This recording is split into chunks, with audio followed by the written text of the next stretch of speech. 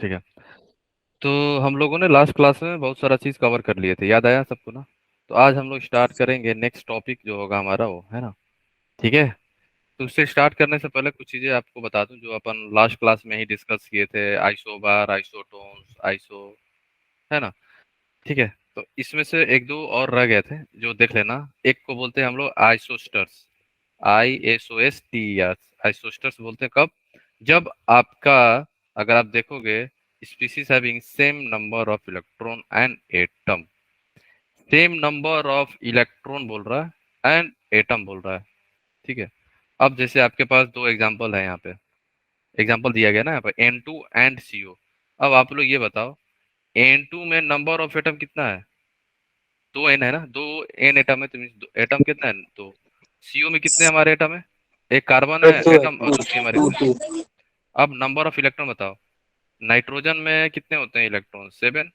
और कितने plus nitrogen है? 2। 7 plus 7 14 equal electron to 14। 14 electron फिर यहाँ पे आ जाओ। कार्बन में होते हैं हमारे 6 इलेक्ट्रॉन, 6 ऑक्सीजन में होते हैं हमारे 8 8। सम करोगे कितना आ जाएगा? 14 इलेक्ट्रॉन 14 इलेक्ट्रॉन। इसी को हम लोग बोलते हैं, ये जो पेयर है, इस पेयर को हम लोग बोलते हैं आइसोस्टर्स, IOSOSTERS। ठीक है। सेकेंड है हम हमारा आइसोडायफर्स। आइसोडायफर्स कब बोलेंगे? जब species having same number of N-P। N-N क्या है? न्यूट्रॉन, माइनस P क्या है? हमारा प्रोटॉन।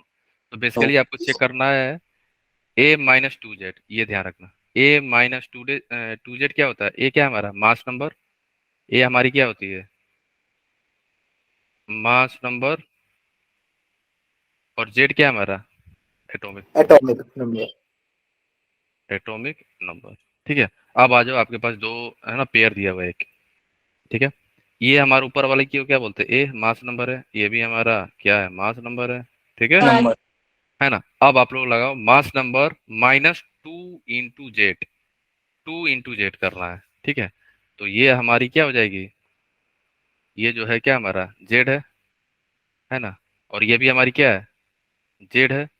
ए माइनस, हम लोग क्या लगाए हैं यहाँ पे? A-2 Z. और ये क्या हमारा? A-2 इंटू जेड है। जेड की वैल्यू 90 है यहाँ पे, तो 2 इंटू 90 हो गया हमारा। और यहाँ पे जेड की वैल्यू क्या है? 92 है। तो इन दोनों का वैल्यू निकालो, कितना आ रहा है बताओ? 44 सर। 44 सर इक्वल है। कितना आ रहा है?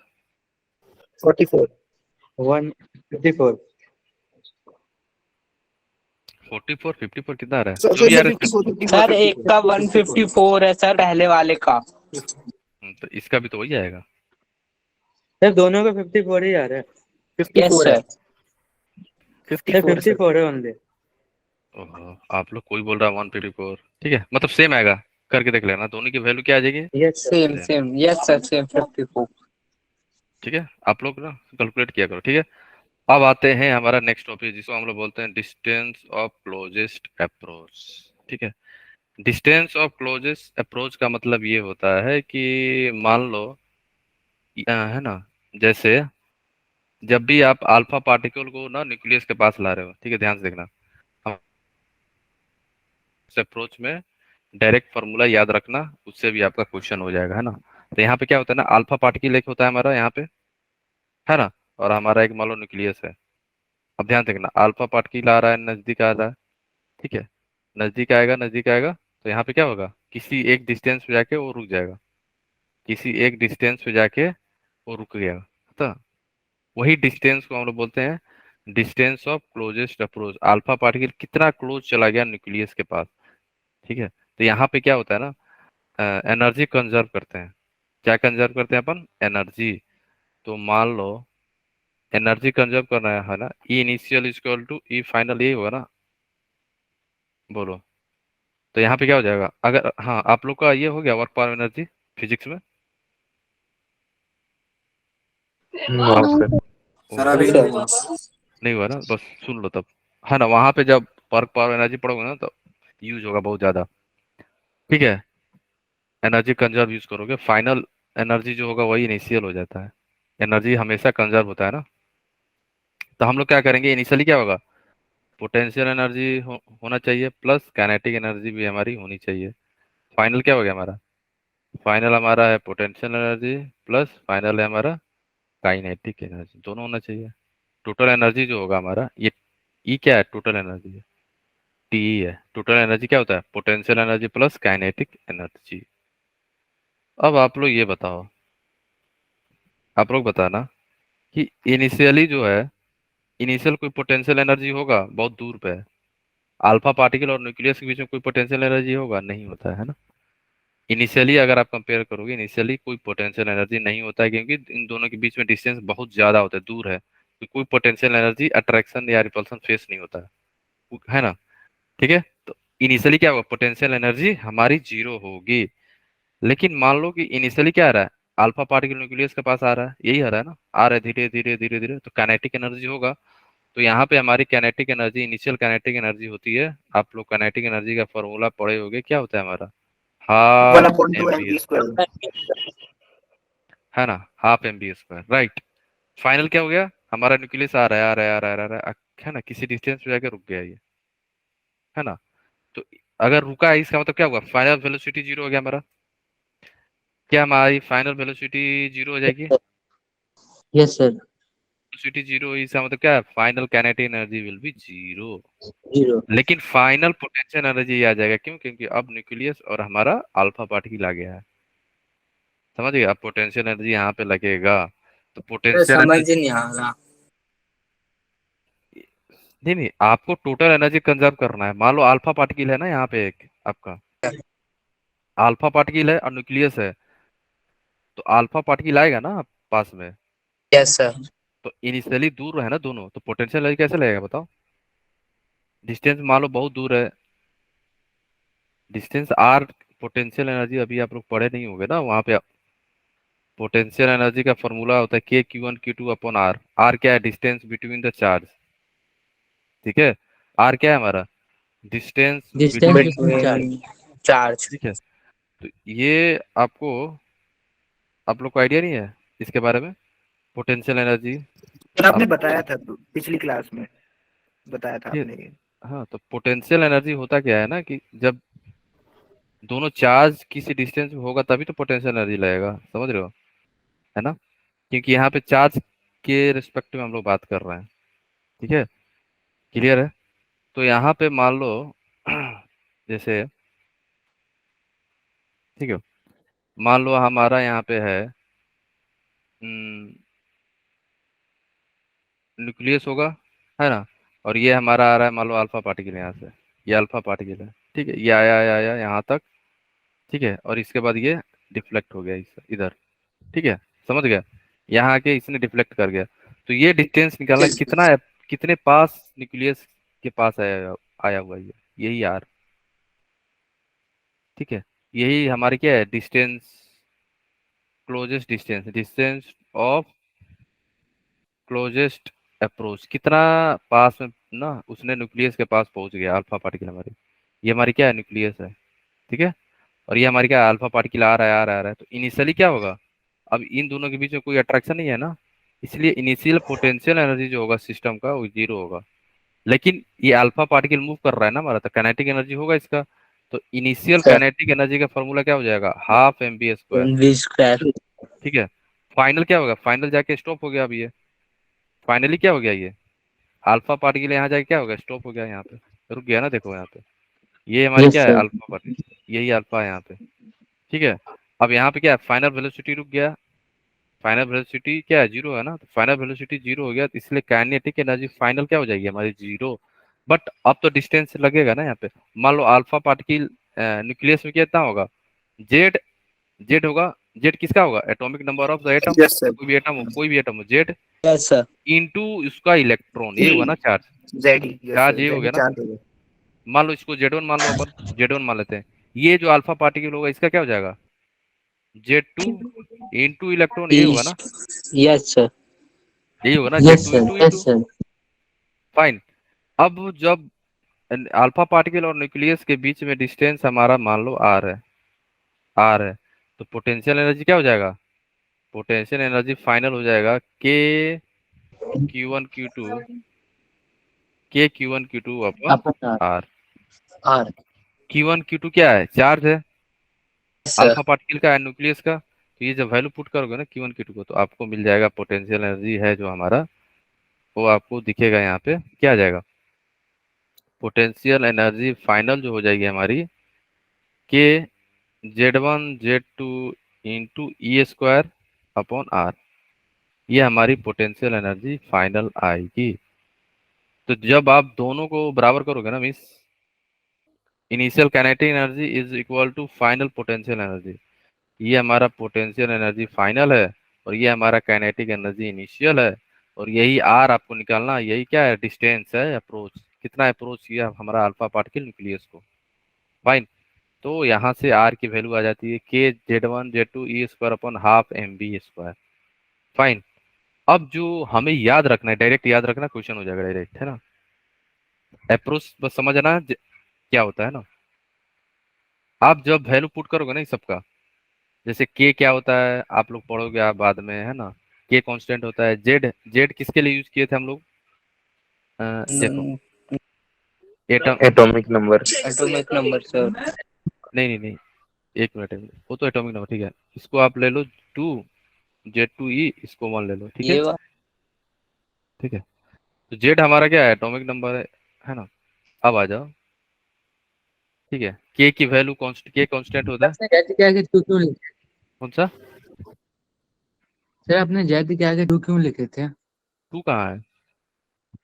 टू अच्छा नहीं एटॉमिक अरे नहीं वो नंबर और वेरिएबल वन का अल्फा अलग नाम पार्टिकल। करने के लिए लिखा है। नहीं, वेरिएबल Z1 का अलग नाम Z2 के जैसे लिए। जैसे जेड दो जेड एक साथ नहीं लिख सकते, तो वो सर ने एक को Z1 दे दिया, एक को हाँ, Z2। वो Z1 Z2 ओके सर हाँ बोलो। सर ये Z2E से मेरे को समझ नहीं आया। अच्छा ये बताओ आप, टोटल चार्ज कितना होगा किसी एटम पे। अच्छा टोटल इलेक्ट्रॉन कैसे निकालते हो आप, ये बताओ, टोटल इलेक्ट्रॉन कैसे निकालोगे। तो जितना एटॉमिक सर नंबर होगा न्यूटन एटम मास, उतना ही।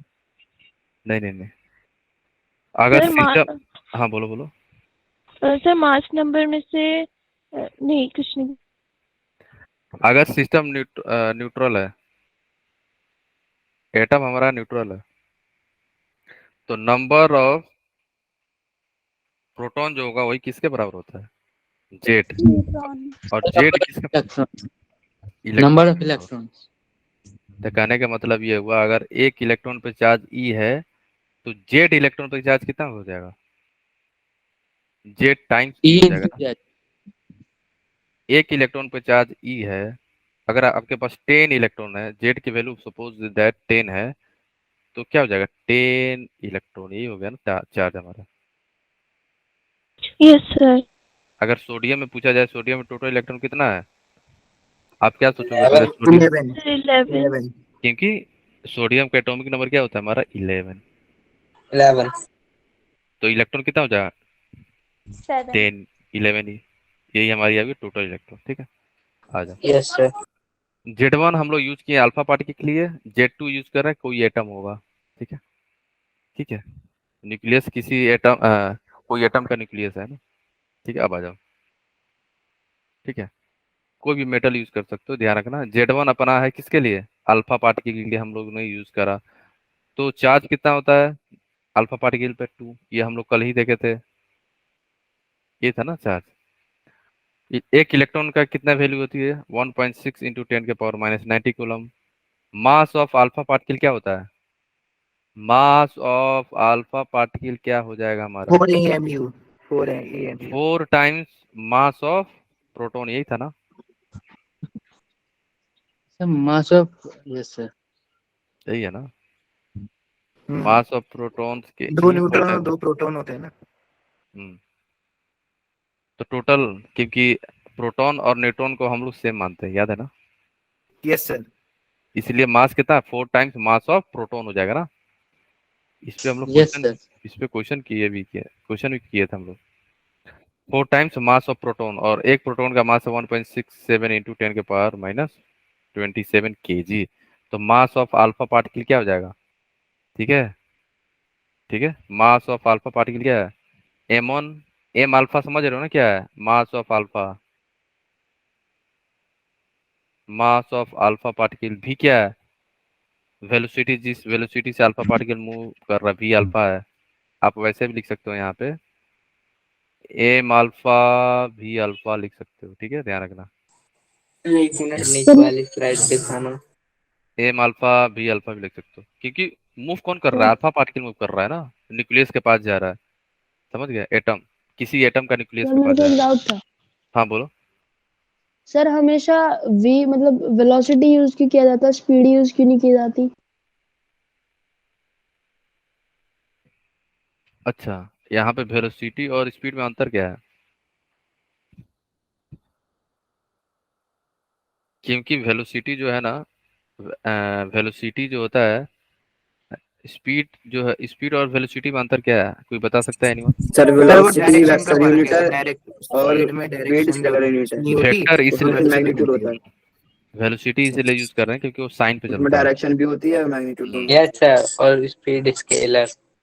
स्पीड जो होता है स्केलर होता है, स्पीड पे यस ज्यादा सर, चीज इस फर्क पे नहीं पड़ता है। मैग्नीट्यूड होता है बस उसके पास, इसलिए ना डायरेक्शन। हम लोग वेलोसिटी मोस्टली यूज करते हैं, क्योंकि हमें सारा चीज देखना रहता है ना। लेकिन यहाँ पे जो है, अब वेलोसिटी एंड स्पीड से फर्क पड़ेगा नहीं, क्योंकि अल्फा पार्टिकल रिटर्न थोड़ी हो रहा है, स्पीड ही बोल सकते हैं, ठीक है। स्पीड और वेलोसिटी में यही अंतर है ना, स्केलर, स्पीड आपका स्केलर होता है स्केलर और और जो ये हमारा वेक्टर होता है, वेलोसिटी है वेक्टर। ठीक है। क्लियर है ना, तो ज्यादा उसमें फर्क नहीं पड़ेगा, यहाँ पे तो नहीं फर्क पड़ेगा, ठीक है। लेकिन बहुत जगह फर्क पड़ जाता है ना, जब आप फिजिक्स में क्वेश्चन सॉल्व करोगे तो फिजिक्स में ही वहाँ। फर्क, फिजिक्स में बहुत फर्क फिजिक्स पड़ता में है। तो बहुत पड़ जाता है सर। क्योंकि फिजिक्स में पड़ेगा, आप केमिस्ट्री में ज्यादा मतलब ना के बराबर नहीं पड़ेगा ना, ठीक है। कहीं पे देखोगे आपको लिखा रहेगा स्पीड, तो कहीं लिखा रहेगा velocity, speed of light, light लिखा सर कहीं रहता पे है। वेट लिखा होता है, कहीं पे मास लिखा होता है, हाँ, इसमें लेकिन फर्क नहीं फिजिक्स में पड़ेगा, अलग हो जाते हैं। अलग होता है। तो फिजिक्स का कॉन्सेप्ट यहाँ पे आप उसको एकदम दूर रखना है ना, क्योंकि कहीं पे हम मास लिखेंगे, ओके आप सर। लोग सर ये मास कहाँ क्यों हो गया, वेट होना चाहिए था, मास हम एक ही फिजिक्स में ये है होता है, केमिस्ट्री में तो। ठीक है। सर ठीक है, तो केमिस्ट्री में ध्यान बस रखना। फिजिक्स के रिजल्ट इस्तेमाल करते हैं। अब फिजिक्स का कॉन्सेप्ट ना ही आप लोग अप्लाई मत करना, ठीक है। अब ये जब सारा वैल्यू पुट करोगे ना, ठीक है, इन सारे वैल्यू को जब आप पुट करोगे, ठीक है, इसमें ये सारा वैल्यू यहाँ पे पुट करना रहता है ना, ठीक है। तो ये सारा वैल्यू याद रखना है वैसे। Z1 क्या था, एटॉमिक नंबर ऑफ किसका, अल्फा पार्टिकल। अल्फा। Z2 क्या है, atomic number of any metal, कोई मेटल का एटॉमिक नंबर दिया रहेगा, यस सर। ठीक है। हाँ, अल्फा पार्टिकल का एटॉमिक नंबर 2 होता है, क्योंकि ये क्या है, हीलियम का न्यूक्लियस हीलियम है, तो न्यूक्लियस। Z1, ठीक है। हीलियम का हमारा क्या है, न्यूक्लियस होता है ना, हीलियम न्यूक्लियस होता है। सर के क्या है? कौन सा? के कांस्टेंट है, जो आप लोग आगे पढ़ोगे, कब, जब आप पोटेंशियल एनर्जी पढ़ोगे 12th में इलेक्ट्रोस्टैटिक में। तो अभी के लिए ध्यान रखना, कांस्टेंट होता है जिसकी वैल्यू होती है 9 × 10⁹ बस। मास ऑफ अल्फा पार्टिकल पता चल गया, वेलोसिटी आपको ना क्वेश्चन में दिया रहेगा, ठीक है। जब क्वेश्चन सोल्व करोगे तो वेलोसिटी दिया रहेगा, कौन सा आइटम यूज कर रहा है वो दिया रहेगा, ठीक है, जिससे आप जेड टू की वैल्यू पता चल जाएगी, है ना। आपको कौन कौन चीज ना वहाँ पे दिया रहेगा, एक तो आपको वेलोसिटी दिया रहेगा, ठीक है, ठीक है, एक तो आपको सर ये वेलोसिटी जेड दिया। के सामने हीलियम न्यूक्लियर लिखा है, कौन सा? Z1 के सामने हीलियम न्यूक्लियर लिखा है। हाँ, helium, helium nucleus, alpha particle वही है ना हमारा, क्या होता है, हीलियम न्यूक्लियस है ना, Hg2+ है क्या, Yes, sir. ठीक है। हाँ, आपसे जब पूछेगा ना, find the distance of closest approach, जो कि आर है, आर कब पूछेगा, जब आपको वेलोसिटी देगा एंड कौन सा एटम से अप्रोच कर रहा है अल्फा पार्टिकल, वहां से आपका एटॉमिक नंबर पता चल जाएगा, बस दो चीज देगा और आप आंसर निकालोगे। जैसे यहाँ पे क्वेश्चन है, ट्राई करना। Okay sir.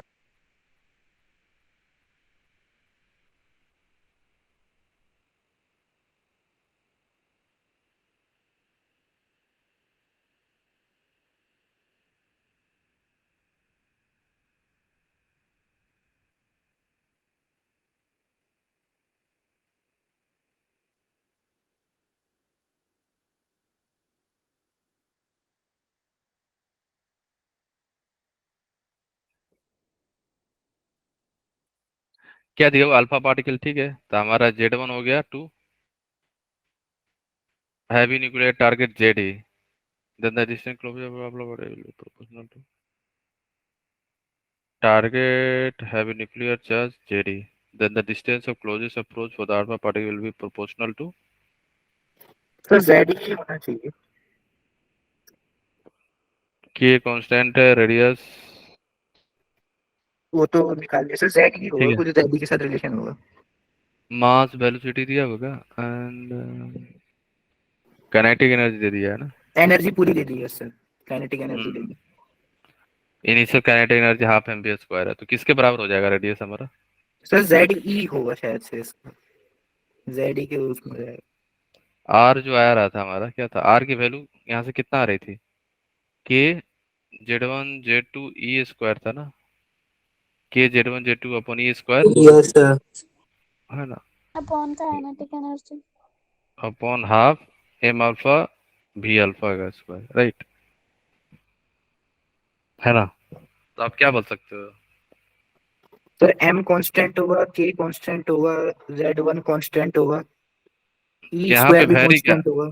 ये केवल वेलोसिटी वेरी करेगा ना, अल्फा पार्टिकल तो कांस्टेंट है हमारा, Z1 Z2 जो भी होगा वैल्यू होगा ना, कांस्टेंट वैल्यू होगा जो भी होगा, इलेक्ट्रॉन का वैल्यू है ना, एक चार्ज इलेक्ट्रॉन, के हमारा कांस्टेंट, तो R is inversely proportional to M alpha. M alpha का एम भी अल्फा एम ना, नहीं सर, वी वी वी। ठीक है, एम जो है भी के बराबर हो जाएगा ना, 1/, वी स्क्वायर अल्फा, वो वी अल्फा ठीक है, स्क्वायर। ठीक है। सर एटॉमिक, वो एटॉमिक नंबर के भी तो हो सकता है एटॉमिक नंबर यहाँ पे वो, ऐसे तो सर फिर भी मतलब, उसमें एनर्जी भी दे रखी है ना, एटॉमिक नंबर के भी हो सकता है क्योंकि ई तो कांस्टेंट हो गया उसमें। हाँ मतलब ना, अगर मान लो ऑप्शन में जो भी दिया रहेगा ना आप कर लेना, ठीक है, आप समझ गए ना क्या करना है यहाँ पे, आपको जो वैल्यू कांस्टेंट नहीं होगा उसी के डायरेक्टली प्रोपोर्शनल हो जाएगा ना। अगर मान लो यहाँ पे वेलोसिटी नहीं दिया है, अगर यहाँ पे वेलोसिटी और पूरा काइनेटिक एनर्जी दे दिया है कि इस एनर्जी से बम्बार्ड हो रहा है, इसका मतलब हाफ एम बी स्क्वायर दे दिया है, ठीक है, तो फिर बचा क्या हमारा, के ई लिख सकते हो। के तो कांस्टेंट है, के में कोई चेंज नहीं होगा। नहीं सर, काइनेटिक एनर्जी पूरी उस पे रिलेटेड हाँ होगी। पूरी काइनेटिक एनर्जी आप कर सकते हो, ठीक है। चलो, तो ये वैल्यू याद रखना, इसमें जो क्वेश्चन पूछा जाएगा ना, ये वैल्यू याद रखना, Z2 आपको दिया जाएगा कौन सा एटम से अप्रोच कर रहा है, के की वैल्यू Z1 आपको पता ही रहेगा, एम अल्फा आपको पता है, भी अल्फा दिया जाएगा, है ना। आपको जो दिया जाएगा केवल वेलोसिटी भी अल्फा दिया जाएगा और एटम दिया जाएगा, जिससे आपको Z2 की वैल्यू पता चल जाएगी, ठीक है। चलो। सर एक क्वेश्चन पूछना था सर, ये जो सारे कांस्टेंट है इनको पहले ही कैलकुलेट करके नहीं रख सकते हाँ याद करके रखे से, फिर जब जरूरत पड़ेगी तो इक्वेशन में पुट कर दे, तब वहां पे कांस्टेंट हाँ, की वैल्यू कैलकुलेट करने की जरूरत नहीं पड़ेगी ना। क्योंकि वो भी मैं कर सकता हूँ, लेकिन दिक्कत पता है क्या होगा, फिर वहां पे हम Z1 का 2 रख देंगे, है ना। अगर मान लो अल्फा पार्टिकल हटा के कोई और पार्टिकल दे दिया फिर तो गए। यस सर, फिर ये कंफ्यूज गलती होगी ना फिर। ठीक है, आगे क्या होने वाला है ना वो मुझे पता है, अभी आपके लिए क्या लग रहा होगा ना, ये Z1 Z2 क्या है ना, हम हमें तो Z2 पता ही है, हमेशा 2 होगा। मान लो अल्फा पार्टिकल ना रख के कोई और यूज कर दिया, और मैं सारा कांस्टेंट पुट करके, बहुत सारे लोग कांस्टेंट को बता देते हैं, ठीक है, और आपने यूज कर दिया वही, और वहां पे क्या है, केवल जेड आता है, Z1 Z2 नहीं होता है, ध्यान रखना। जो कांस्टेंट यूज किया जाता है ना, बहुत सारे लोग यूज करते हैं उसको, लेकिन वो कब यूज होगा, जब अल्फा पार्टिकल हो। मान लो अल्फा पार्टिकल नहीं रहा फिर तब और इक्वेशन आप इस्तेमाल करेंगे। फिर ये अप्लाई करोगे ना, फिर यस गए। सर। तो इसलिए यही याद रखना। इसमें रहा क्या, के की वैल्यू पता ही है, 9 × 10⁹ है, ठीक है। ई की वैल्यू याद, देखो ई का वैल्यू वैसे भी याद करना पड़ेगा आपको, अभी याद करो या बाद में याद करो, और के का वैल्यू वैसे भी याद करना पड़ेगा, यस सर। सर सब याद करना पड़ेगा, चाहे बाद में क्योंकि करो ये चाहे अभी करें। अभी करो या बाद में करो, है ना। ये ध्यान रखना, ये वैल्यू याद ही करना पड़ेगा, पूरा इलेक्ट्रोस्टैट इसी पे घूमेगा, पोटेंशियल एनर्जी काइनेटिक एनर्जी सब इसी पे घूमने वाला है। इससे अच्छा सर अभी कर लेंगे, अभी कर लो, नहीं तो बाद में तो 12th में करना ही है। तब, ठीक है, तो ये आएगा, है ना। ठीक है, जैसे आपको दिया है विथ व्हाट वेलोसिटी, हाँ वेलोसिटी पूछ रहा है यहाँ पे, भी अल्फा निकालना है, travel toward the nucleus copper का, देखो दे दिया ना कॉपर, तो Z2 क्या हो जाएगा हमारे, बोलो। यहाँ पे Z2 हमारा हो जाएगा 29, डिस्टेंस क्लोजेस्ट डिस्टेंस अप्रोच दे दिया, आर की वैल्यू दिया है 10⁻13 फ्रॉम द न्यूक्लियस, ठीक है। एंड आपको क्या दिया, बस फाइन, बस अप्लाई कर दो फॉर्मूला। वेलोसिटी निकालनी है। यहाँ सारा वैल्यू पता ही है आपको। Z1 आपका अल्फा है 2, Z2 आपका क्या है, कॉपर है 29, ई की वैल्यू क्या होती है 1.6 इंटू 10⁻19, है ना। एम एम आपका एम अल्फा आपको पता ही है कितना, 4 टाइम्स 1.6 इंटू 10⁻24 था 27 27 सर। बस हो गया, वैल्यू पुट कर दो और यहाँ से क्या मिल जाएगा हमें, ये एम अल्फा वी अल्फा है तो वी अल्फा यहाँ से कैलकुलेट कर, ठीक है फाइन। यस चलो सर। आगे चलते हैं ना। अब आते हैं नेक्स्ट, ये देख रहे हो साइंटिस्ट को, ये इन्हीं सर ने यही प्लैंक, बताया था। सर हाँ बोलो। मैक्स प्लैंक शायद हाँ, से। इनका नाम क्या है, इलेक्ट्रोमैग्नेटिक वेव थ्योरी इन्हीं ने दिया था, जिनका नाम है जेम्स मैक्सवेल। क्लर्क मैक्सवेल, देख रहे हो मैक्सवेल। है ना। तो अब स्टार्ट करते हैं हम लोग, नेक्स्ट टॉपिक जो है हमारा इलेक्ट्रोमैग्नेटिक वेव थ्योरी, ठीक है। लाइट जो है पार्टिकल और वेव दोनों की तरह बिहेव करता है ना। अभी हम लोग देखने वाले वेव के बारे में, इन्होंने बोला ही जो है क्या, हमारा जो लाइट है कैसा बिहेव करता है, वेव वेव। वेव है ना।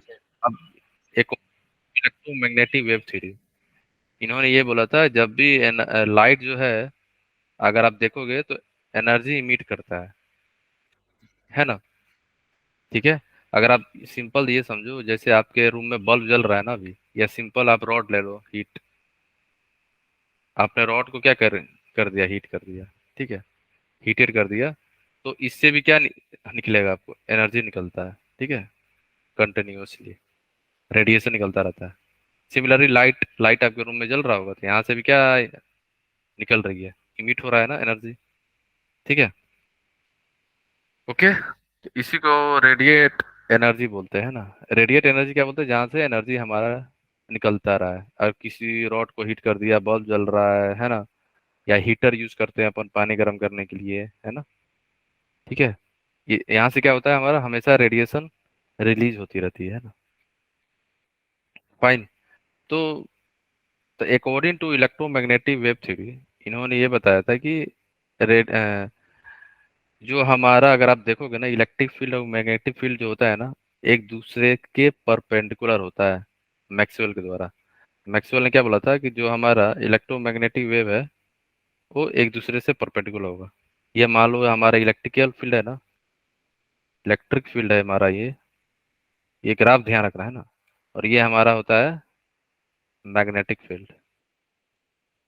मैग्नेटिक फील्ड ये कहाँ पे आएगा, फिजिक्स में आएगा। कौन से चैप्टर में, मैग्नेटिक फील्ड कहाँ पे आएगा, 12th में। तो वहां पे से ना पूरा डिटेल में फोर्स भी निकालते हैं, यहाँ से फोर्स भी निकलता है ना, कितना फोर्स लगा रहा होगा। तो हमारे लिए फिजिक्स में क्या है, केमिस्ट्री में क्या है, बस ध्यान रखना, दोनों क्या है, दोनों अगर आप देखोगे वेव, परपेंडिकुलर ईच अदर। क्या बोलो,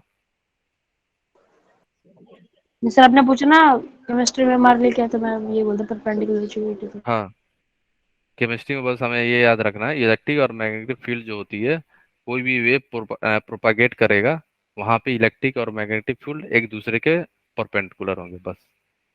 हमारे लिए इतना ही इंपॉर्टेंट है केमिस्ट्री में, फिजिक्स में इसका बहुत यूज होने वाला है, ठीक है। आप ध्यान रखना, electric and magnetic field are perpendicular, ठीक है ना, ये ध्यान रखना। रेडिएशन जो भी निकलेगा ना, electric and magnetic field oscillating perpendicular to each other, both perpendicular direction propagation of the radiation. Electric field इधर जाएगा तो मैग्नेटिक फील्ड इधर जाएगा, ठीक है। अगर मान लो इलेक्ट्रिक फील्ड इधर हो गया तो मैग्नेटिक फील्ड ऊपर हो जाएगा, दोनों ही प्रोपागेट होंगे लेकिन एक दूसरे के परपेंडिकुलर होंगे।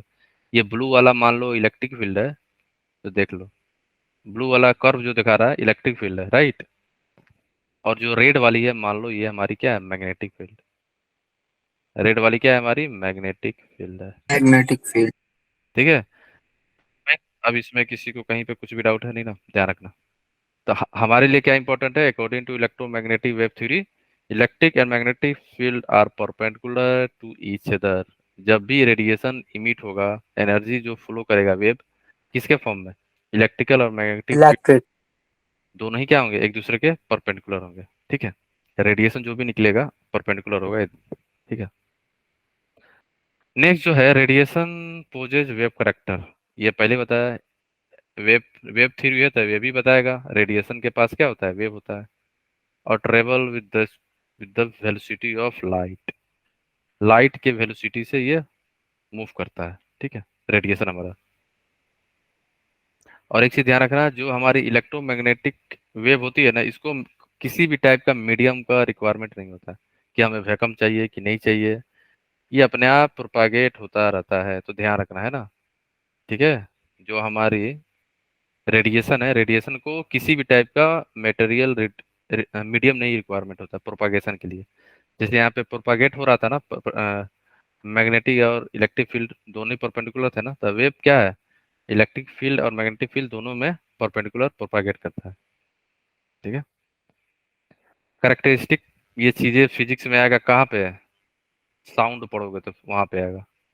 फ्रीक्वेंसी क्या होता है, वेलोसिटी क्या होता है, वेव नंबर क्या होता है ना, एंड एम्पलीट्यूड क्या होता है। तो हम लोग है ना केमिस्ट्री में भी देख लेते हैं वैसे, लेकिन मोस्टली ये सारा यूज होगा ग्राफ में। वेवलेंथ क्या होता है, वेलोसिटी क्या होगा, वेव नंबर क्या होता है, ठीक है, एम्पलीट्यूड क्या होगा, ये आप लोग वेव पढ़ोगे फिजिक्स में, वहां पे भी आने वाला है। जैसे एक तो साउंड वेव पढ़ोगे, साउंड वेव में आएगा जो कि 12th में है, और एक पढ़ोगे आप लाइट 12th में, वहां पे भी आएगा सारा, ठीक है। तो वेव क्या है, डिफिनीशन देख लो, वेवलेंथ किसे बोलेंगे, वेवलेंथ उसको बोलेंगे डिस्टेंस बिटवीन टू क्रेस्ट, दो क्रेस्ट के बीच में जो डिस्टेंस होगा उसी को हम लोग क्या बोलते हैं, वेवलेंथ। बस हमारे लिए इतना ही इंपॉर्टेंट है। वेवलेंथ किसको बोलेंगे, distance between the two crest. ये ग्राफ है correct. Sir distance crust between मतलब?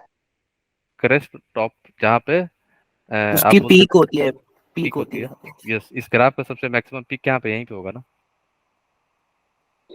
Okay sir. Trough trough down होगा पॉजिटिव इस नेगेटिव में। या तो दो क्रेस्ट का डिस्टेंस ले लो, या दो ट्रफ का ले लो, ट्रफ का, ठीक है, उसी को हम लोग क्या बोलते हैं, वेवलेंथ बोलते हैं। फाइन, ये वैसे डिटेल में आएगा आप जब साउंड वेव पढ़ोगे ना वहाँ पे फिजिक्स में, ठीक है। और हम लोग वेवलेंथ को डिनोट करते हैं, वेवलेंथ को लेमडा से, है ना। और लेमडा का यूनिट हम लोग मोस्टली यूज करते हैं कौन सा, एंगस्ट्रॉम, ठीक है। एंगस्ट्रॉम भी यूज कर सकते हो, मीटर भी, सेंटीमीटर भी, नैनोमीटर भी, है ना। लेकिन ध्यान रखना, वैसे वैसे हम लोग यूज करते हैं एंगस्ट्रॉम एंड नैनोमीटर, ठीक है। नैनोमीटर। ठीक है, और ये रिलेशनशिप है, ध्यान रखना, 1 एंगस्ट्रॉम जो होता है 10⁻⁸10⁻⁻मीटर होता है, नैनोमीटर कितना होता है, ये याद रखना आप, ठीक है, ये इंपॉर्टेंट है। Yes sir. 10⁻⁹ ये 9 ये 1 पिकोमीटर, ये सारा याद रखना है ना आप, अब भूलना नहीं है, ठीक है। वेवलेंथ क्या होता है, distance between the two crest, या distance between the two drop, ठीक है। फ्रीक्वेंसी क्या होता है, कितना वेव पास किया, है ना, number of wave passing through a point in A second, एक सेकेंड में कितना वेव पास कर गया, ठीक है, उसी को हम क्या बोलते हैं, फ्रीक्वेंसी। फ्रीक्वेंसी को कैसे डिनोट करेंगे, यहाँ पे ऐसे, या कहीं कहीं पे एफ भी लिख सकते हो, लेकिन मोस्टली ऐसा दिखाया जाएगा, है ना, frequency. New, okay sir. Mu भी बोलते हैं, न्यू न्यू, ठीक है, न्यू। right? इसका यूनिट क्या होता है फ्रीक्वेंसी का, सर ये हर्ट, एनयू से या न्यू क्यों साइकिल। होता है? न्यू म्यू बोलते हैं ना, ग्रीक म्यू, लेटर होता है, एस ग्रीक म्यू, लेटर होता एस म्यू, म्यू, म्यू बोलते हैं, और लेकिन होता है न्यू, है। ओके, ठीक है। ग्रीक लेटर होता है सर। फ्रीक्वेंसी को ठीक है, तो 1 hertz is equal to 1 cycle per second, तो इसका सेकेंड इनवर्स भी यूनिट हो सकता है, ध्यान रखना फ्रीक्वेंसी का। अब सर एक बार रिलेशनशिप ऊपर आप वाली लोग पढ़े। ग्राफ दिखाना। सर ये फ्रीक्वेंसी वाला ही है। ये वाला, नहीं सर, ये जो अभी दिखा रहे थे फ्रीक्वेंसी वाला। हाँ बोलो। हाँ बस। यहाँ से ये ग्राफ कंप्लीट हुआ ना, यस सर। अब ये जाए ग्राफ कंप्लीट हुआ है ना, जहाँ से स्टार्ट हुआ तहीं खत्म हुआ, समझ गए ना, उसी को फ्रीक्वेंसी बोलते हैं। Yes sir. अब आते हैं हमारा relationship between velocity and wavelength, ठीक है, क्या होता है, ये फार्मूला आप लोग पढ़े हो, यस सर। Okay sir. ये ध्यान रख, ठीक है, फ्रीक्वेंसी, वेलोसिटी एंड वेवलेंथ के बीच में, ठीक है, ये ध्यान रखना। फाइन, अब आता है हमारा एम्पलीट्यूड। एम्पलीट्यूड क्या आता है? इसी को बोलते हैं, ये डिस्टेंस को, क्रेस्ट या टाउ वाला जो डिस्टेंस होती है उसी को हम लोग बोलते हैं एम्पलीट्यूड। वैसे ये सारा डिटेल आएगा साउंड वेव में, देखना, ठीक है। इसके बेस पे आपको नहीं दिखेगा कहीं पे क्वेश्चन केमिस्ट्री में, सब फिजिक्स का है ये, ठीक है। ए का अगर यूनिट देखो तो लेंथ में, ठीक है। अब आता है वेव नंबर। वेव नंबर क्या होता है? Number of wave present per unit length. तो वेव नंबर को कैसे डिनोट करते हैं? बार रहता है ना, म्यू बार कर सकते हो, है ना, न्यू बार बोलते हैं वो, न्यू बार ऐसे डिनोट करते हैं, ठीक है। तो न्यू बार जो होती है क्या होती है? 1/, वेवलेंथ होता है, ये ध्यान रखना, ठीक है। कभी भी अगर आपको वेव नंबर बोले ना तो वेवलेंथ निकाल के 1/, वेवलेंथ कर देना, वही हमारी आंसर हो जाएगी, ठीक है। यूनिट ध्यान रखना, जो वेवलेंथ का यूनिट होगा उसको इन्वर्स कर देना, तो वेव वेव बार का यूनिट आ जाएगा ना, ठीक है। अगर वेवलेंथ सेंटीमीटर है तो वेव बार क्या आ जाएगा? Mu bar centimetre inverse. अगर यहाँ पे मान लो वेवलेंथ मीटर में है तो क्या आ जाता? Metre inverse. Wavelength metre. Metre inverse में हमारी आंसर आ जाएगी, है ना, ठीक है। अब आगे चलते हैं। टाइम पीरियड क्या होता है? ये सब आएगा साउंड वेव में, सब आने वाला है सारा, है ना। टाइम पीरियड क्या होता है? Time for complete for one oscillation. ये हमारा यहाँ से स्टार्ट हुआ, यहाँ कंप्लीट कर रहा है, पॉजिटिव नेगेटिव, ये हमारा कंप्लीट ओसिलेशन हुआ ना एक का, इसमें कितना टाइम लगा है उसी को हम लोग क्या बोलते हैं? Time period. टाइम पीरियड, ठीक है। एंड टाइम पीरियड जो होता है हमारा 1/μ भी होता है, ठीक है, तो ध्यान रखना। और ये रिलेशनशिप पता है ना आपको? स्पीड क्या होता है? Speed is distance equal two upon time. Distance upon time. Yes sir, speed क्या है? Wavelength speed distance. जो है, वेवलेंथ। हाँ, सी मान लो, सी स्पीड है, वेवलेंथ क्या है? डिस्टेंस यहाँ पे डिस्टेंस। डिस्टेंस। वेवलेंथ हो जाएगा, टाइम टी है, ये ध्यान रखना, ठीक है। इसमें किसी को कहीं पे डाउट है तो time period is equal to 1/μ भी होता है, ठीक है। अब आ जाओ, ये क्या पूछ रहा है? हाइपोथेटिकल इलेक्ट्रोमैग्नेटिक वेव सोन है, find out the wavelength. Wavelength कितना होगा? बोलो, वेवलेंथ यही होगा ना, यहाँ से लेके यहाँ के बीच में, यही है यस ना। सर। अगर यहाँ पे आपका है 2.16, ठीक है, कैलकुलेट करना आप लोग कितना आ रहा सर 8.64। है? ये यहाँ पे आएगा, तो 8.64। यहाँ से हो जाएगा, ट्वाइस कर लो इसको, 2.16 × 2, मतलब फोर, फोर से कर, 2.16 × 4 कितना आ रहा है? 24, 8.64 PM। 6, 8.62, यही आ रहा है ना सबका? Yes sir. 8.62 का कैसे? सर 8.64 होगा। हाँ, 4 ठीक है। कैसे आ रहा है देखो,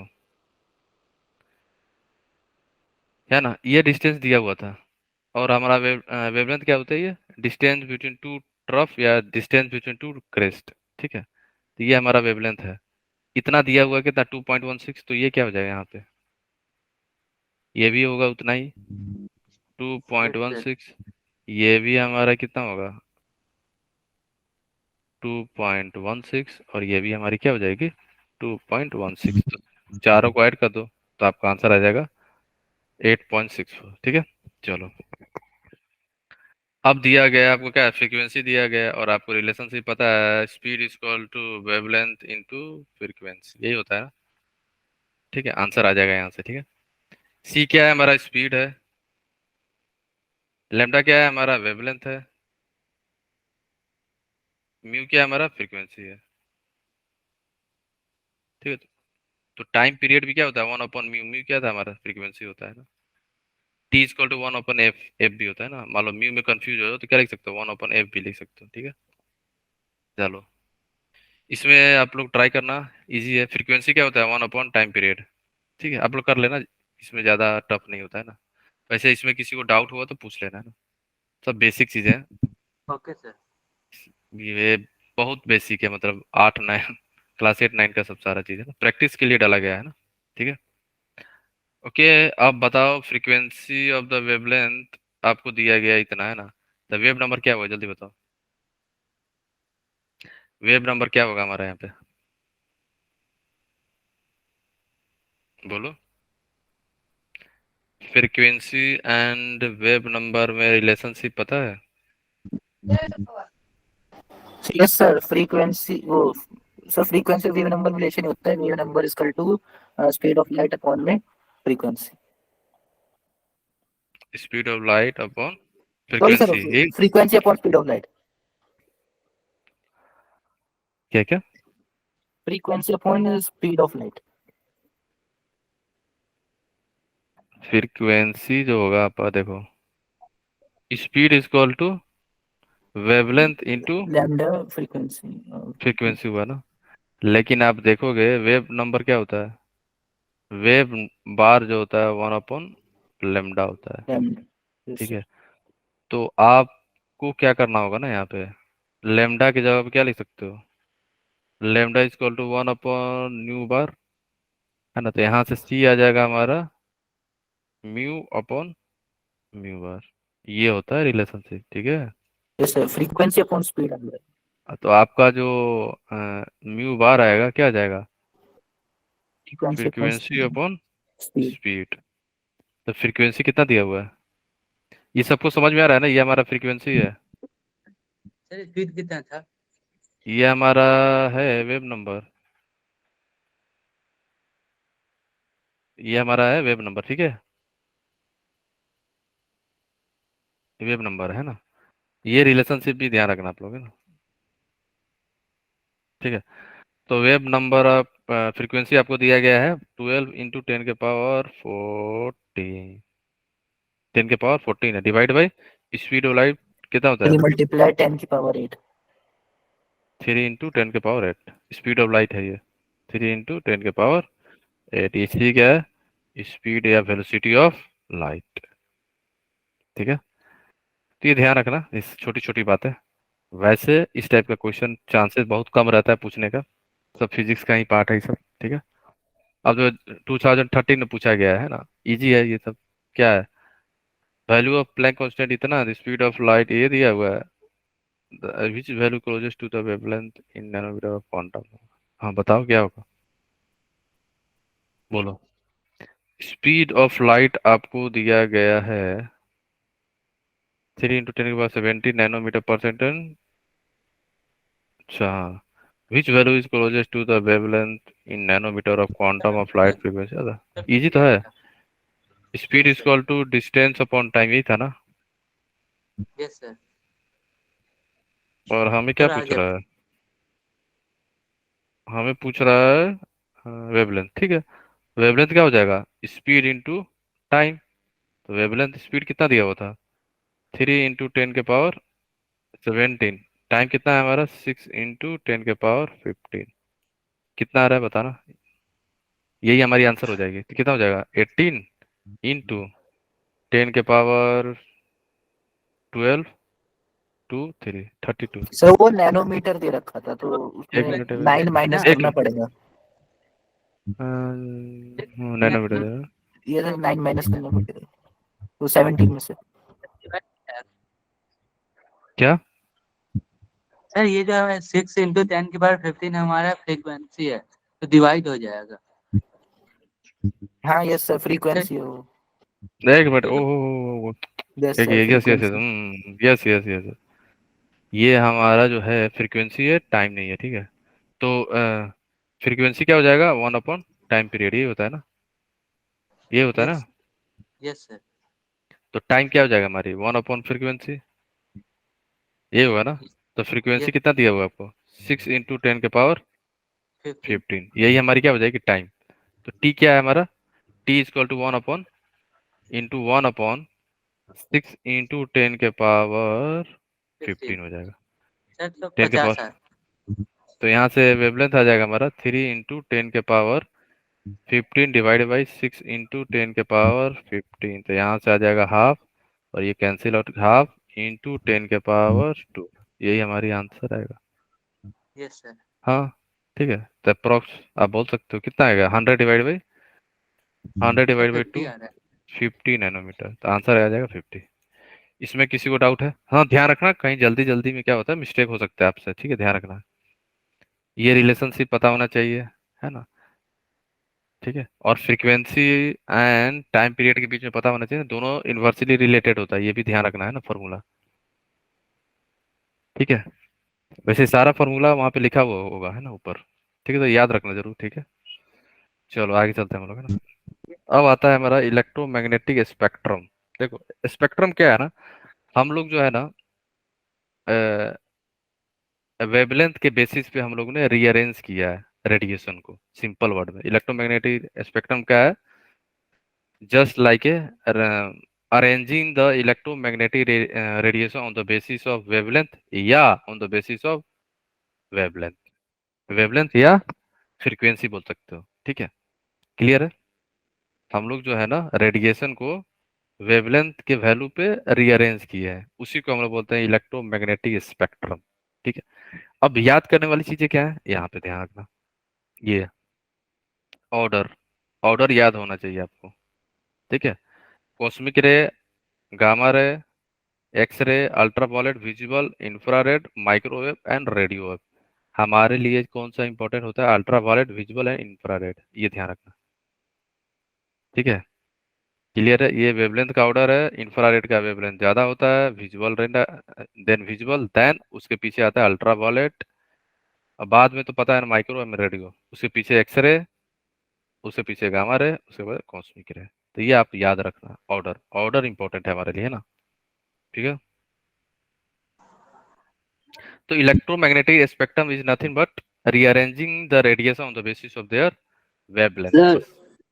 हाँ बोलो। सर एक बार इलेक्ट्रोमैग्नेटिक स्पेक्ट्रम बता दो, मेरा नेटवर्क इशू हो गया था प्लीज। इलेक्ट्रोमैग्नेटिक स्पेक्ट्रम क्या है ना, हम लोग क्या करते हैं, जो रेडिएशन होता है हमारा, उस रेडिएशन को हम लोगों ने रीअरेंज करते हैं, अरेंज करते हैं on the basis of wavelength, या आप कर सकते हो on the basis of frequency. Electromagnetic radiation को हम लोगों ने अरेंज कर दिया इसके फॉर्म में। ये हमारा क्या है, इधर से इधर जाओगे तो क्या है, वेवलेंथ है, वेवलेंथ के बेसिस पे हम लोगों ने पुट कर दिया है, उसी को हम लोग बोलते हैं electromagnetic ready spectrum, okay sir, okay sir, thank ठीक यू। है, ठीक है, ठीक है। तो ये आप लोग ना ट्राई करना, इजी है, ठीक है। वेवलेंथ निकाल लेना, अगर वेवलेंथ कितना आ रहा है, 649.4 नैनोमीटर, तो कहाँ पे लाई करेगा, ठीक है, 649 आ गया ना यहाँ पे, तो विजिबल रीजन में है ना, तो रेड के आसपास होगा, ठीक है, ठीक है। तो ये सब सारा कंप्लीट हो गया था ना हमारा Rutherford model, alpha particle passes through the metal foil same, ठीक है, क्लियर है ये सारा चीज, ठीक है। कंक्लूजन क्या था, मास ऑफ द एटम, जो है अपना whole mass of the atom concentrated at the small volume, उसी को हम अपन क्या बोलते हैं, न्यूक्लियस बोलते थे, याद आया, ठीक है। और इलेक्ट्रॉन एंड न्यूक्लियस जो है हेल्ड होते हैं किसके through, strong electrostatic force of attraction. अब आता है मैक्सवेल का फेल्यूर है। मैक्सवेल ना बहुत सारा चीज नहीं बता पाया, जैसे मैक्सवेल ने ये नहीं बता पाया कि मैक्सवेल किस लिए था, वेव। मैक्सवेल ये बोलता था कि हमारा जो रेडिएशन है क्या है, वेव के फॉर्म में मूव करता है, पार्टिकल के बारे में बता ही नहीं पाया था इसने, कि वेव जो है, लाइट जो है, ये बोल रहा था लाइट जो है हमारा वेव है नेचर, मैक्सवेल के अकॉर्डिंग। लेकिन मैक्सवेल ने पार्टिकल के बारे में बताया ही नहीं, इसीलिए ना ये जो फेनोमेना है, जैसे इंटरफेरेंस हुआ, हमारा डाइफ्रैक्शन हुआ, ये पढ़ोगे आप लोग कहाँ पे, 11th में ही, कहाँ पे, फिजिक्स में, डिटेल में ये सब आएगा, डाइफ्रैक्शन, इंटरफेरेंस, ठीक है। इस फेनोमेना के बारे में कहाँ पे पढ़ोगे, 12th में, लाइट में, जब लाइट स्टार्ट होगा ना क्लास 12th में, इसके बारे में पढ़ोगे डिटेल में, है ना। तो इंटरफेरेंस और डिफ्रैक्शन के बारे में मैक्सवेल ने नहीं बता पाया था, है ना, सर बता इसलिए पाया था। नहीं बता पाया। ये जो था इंटरफेरेंस और डिफ्रैक्शन जो था हमारा, इलेक्ट्रोमैग्नेटिक से हम लोग जो है वेव वेव बता रहा था, लेकिन आगे देखोगे ना तो पार्टिकल भी आ जाएगा, ठीक है। ये दो चीज तो आप बोल सकते हो, तो बता दिया था, इंटरफेरेंस और डिफ्रैक्शन वेव से, कि ये वेव की तरह जो है मूव कर रहा है। लेकिन जैसे फोटो इलेक्ट्रिक इफेक्ट हुआ, आगे जो आएगा जैसे, ब्लैक बॉडी रेडिएशन। हाँ ब्लैक बॉडी रेडिएशन हुआ, इसके बारे में इसने नहीं बता पाया था, ये दो बता पाया है ना, ये दो चीज के बारे में इसने बताया था। सर ब्लैक बॉडी रेडिएशन क्या है? आगे आएगा, ठीक है। सर इसे करेक्ट फिर से बता दीजिए। देखो, इंटरफेरेंस और डाइफ्रैक्शन फेनोमेना होता है वेव नेचर का, वेव को एक्सप्लेन करने के लिए, है ना। इंटरफेरेंस एंड डाइफ्रैक्शन आप पढ़ोगे फिजिक्स में डिटेल में, इसके बारे में क्या होता है, कैसे हम लोग इसका यूज होगा सारा, ठीक है। तो वेव, ये जो दो फेनोमेना था ना, इंटरफेरेंस और डाइफ्रैक्शन, ये आपको ये बताता है ना कि जो हमारा लाइट है वो क्या है, वेव नेचर का है। ये जो दो फेनोमेना दिखा गया लाइट के बारे में, इंटरफेरेंस और डाइफ्रैक्शन से वेव नेचर पता चला। लेकिन जैसे हमारा ब्लैक फेनोमेना और ब्लैक बॉडी रेडिएशन हुआ, ये नहीं बता पाया। फिर आपको फोटो इलेक्ट्रिक इफेक्ट हुआ, इसको इसने एक्सप्लेन ही नहीं कर पाया, ठीक है ना। फिर आपको बॉडी जो हीट हो रही है ना, ये भी नहीं बता पाया। Variation of heat capacity of solid as a function of temperature, variation जो होता है heat capacity of solid, solid का हीट कैपेसिटी अलग, सॉलिड का अलग होता है, पता है ना। ये भी कहाँ पढ़ोगे, ये भी फिजिक्स में आएगा सारा चीज, ठीक है। हीट कैपेसिटी ऑफ सॉलिड जो है as a function of temperature, temperature का फंक्शन है, ये भी नहीं बता पाया इसने, ठीक है। क्लियर है, यस चलो। सर। बहुत सारा फेल्यूर था इसका, लाइन स्पेक्ट्रा के बारे में नहीं बता पाया था, फोटो इलेक्ट्रिक इफेक्ट नहीं बता पाया था, ठीक है। हाइड्रोजन स्पेक्ट्रम के बारे में, एब्जॉर्प्शन, इमिशन, किसी के बारे में नहीं बता पाया था इसने। सर फाइन, ब्लैक सर ये एमिशन वगैरह क्या होते हैं? सर ये आएगा अभी आने वाला है, हाइड्रोजन स्पेक्ट्रम में आएगा। बोलो, सर लाइन स्पेक्ट्रा क्या होता है? लाइन स्पेक्ट्रा आने वाला है, आएगा हाइड्रोजन स्पेक्ट्रम में। लाइन स्पेक्ट्रा का मतलब ये होता है ना कि हम लोग कंटिन्यूअस स्पेक्ट्रम नहीं मिल कि वो पाता है। क्या छोड़ रहा है, कौन सी वेवलेंथ की हाँ, तो इलेक्ट्रोमैग्नेटिक आप वेव लोग छोड़ रहा है। हमेशा रेडिएशन नहीं मिलता है। रेडिएशन कब मिलेगा, जब वो विजुअल रीजन में आएगा, या आप बोल सकते हो कि जब वो हायर एनर्जी से लोअर एनर्जी में जाएगा तो फोटोन रिलीज करेगा। तो हम लोग बेसिकली लाइन स्पेक्ट्रा ही पढ़ते हैं हाइड्रोजन स्पेक्ट्रा में, ठीक है। ओके वैसे सर। आएगा जब, है ना, वैसे आएगा। डिफरेंट टाइप ऑफ स्पेक्ट्रम होता है, स्पेक्ट्रा बहुत टाइप का होता है, लाइन ही नहीं होता है, ठीक है। फिर इनमें कोई डिफरेंस है? इसमें लाइन स्पेक्ट्रा और हाइड्रो स्पेक्ट्रा? नहीं नहीं, स्पेक्ट्रा ही बहुत टाइप का होता है, लेकिन हमारे सिलेबस में जो हाइड्रो पढ़ना है, लाइन स्पेक्ट्रा है। डिफरेंस तो होगा सर हाँ, कुछ? डिफरेंस है, लेकिन हम लोग जो पढ़ेंगे ना, लाइन ही स्पेक्ट्रम पढ़ेंगे हाइड्रोजन के लिए, ध्यान सर रखना। फिर भी थोड़ा सा बता दो, सब नॉलेज हो जाएगी। नहीं नहीं, हाइड्रोजन स्पेक्ट्रम आएगा तो उस समय ना, अभी तो स्टार्ट ही नहीं हुआ हाइड्रोजन स्पेक्ट्रम, है ना। Okay different sir. Type of spectrum होता है, केवल लाइन ही स्पेक्ट्रम नहीं होता है, ठीक है। जैसे सर व्हाइट लाइट का करते हैं तो उसका कंटिन्यूअस बनता है, लेकिन कंटिन्यूअस होता हाइड्रोजन है, का लाइन वाला डिसकंटिन्यूअस बनता है। होता है। देखो, हाइड्रोजन का कंटिन्यूअस वैसे ही बनता कंटिन्यूअस स्पेक्ट्रम होता है, डिसकंटिन्यूअस स्पेक्ट्रम होता है ना, ठीक है। हाँ, तो डिफरेंट टाइप ऑफ होता है स्पेक्ट्रम, ठीक है। क्या आएगा जब हाइड्रोजन स्पेक्ट्रम पढ़ोगे ना, तब आएगा, अभी नहीं आएगा ना, ठीक है। ओके, कंटिन्यूअस, डिसकंटिन्यूअस, इमिशन, तब डिफरेंट टाइप ऑफ स्पेक्ट्रा होता है ना, ठीक है। ये डिपेंड करता है कलर रेंज, बैंड जो होता है, बॉन्ड बैंड जो होता है, कलर बैंड जो यहाँ पे लिखा हुआ था ना, ब्लू रेड जो दिख रहा था आपको, है ना, ये बैंड। तो यहाँ पे लाइन दिख रहा है, तो लाइन स्पेक्ट्रा होता है ये, ठीक है। ये वैसे हमारे लिए जो है ना, लाइन ही स्पेक्ट्रम है हमारे सिलेबस में ना, ठीक है। चलो, तो वैसे जब हाइड्रोजन स्पेक्ट्रम पढ़ेंगे तो वहां पे मैं बता दूंगा कितने टाइप के स्पेक्ट्रम होते हैं, लेकिन वो सिलेबस में नहीं है। नॉलेज के लिए आप देख लेना, लेकिन जैसे होता है ना कि जब सिलेबस में नहीं है तो, ठीक है। चलो, तो चलते हैं आगे हम लोग, है ना।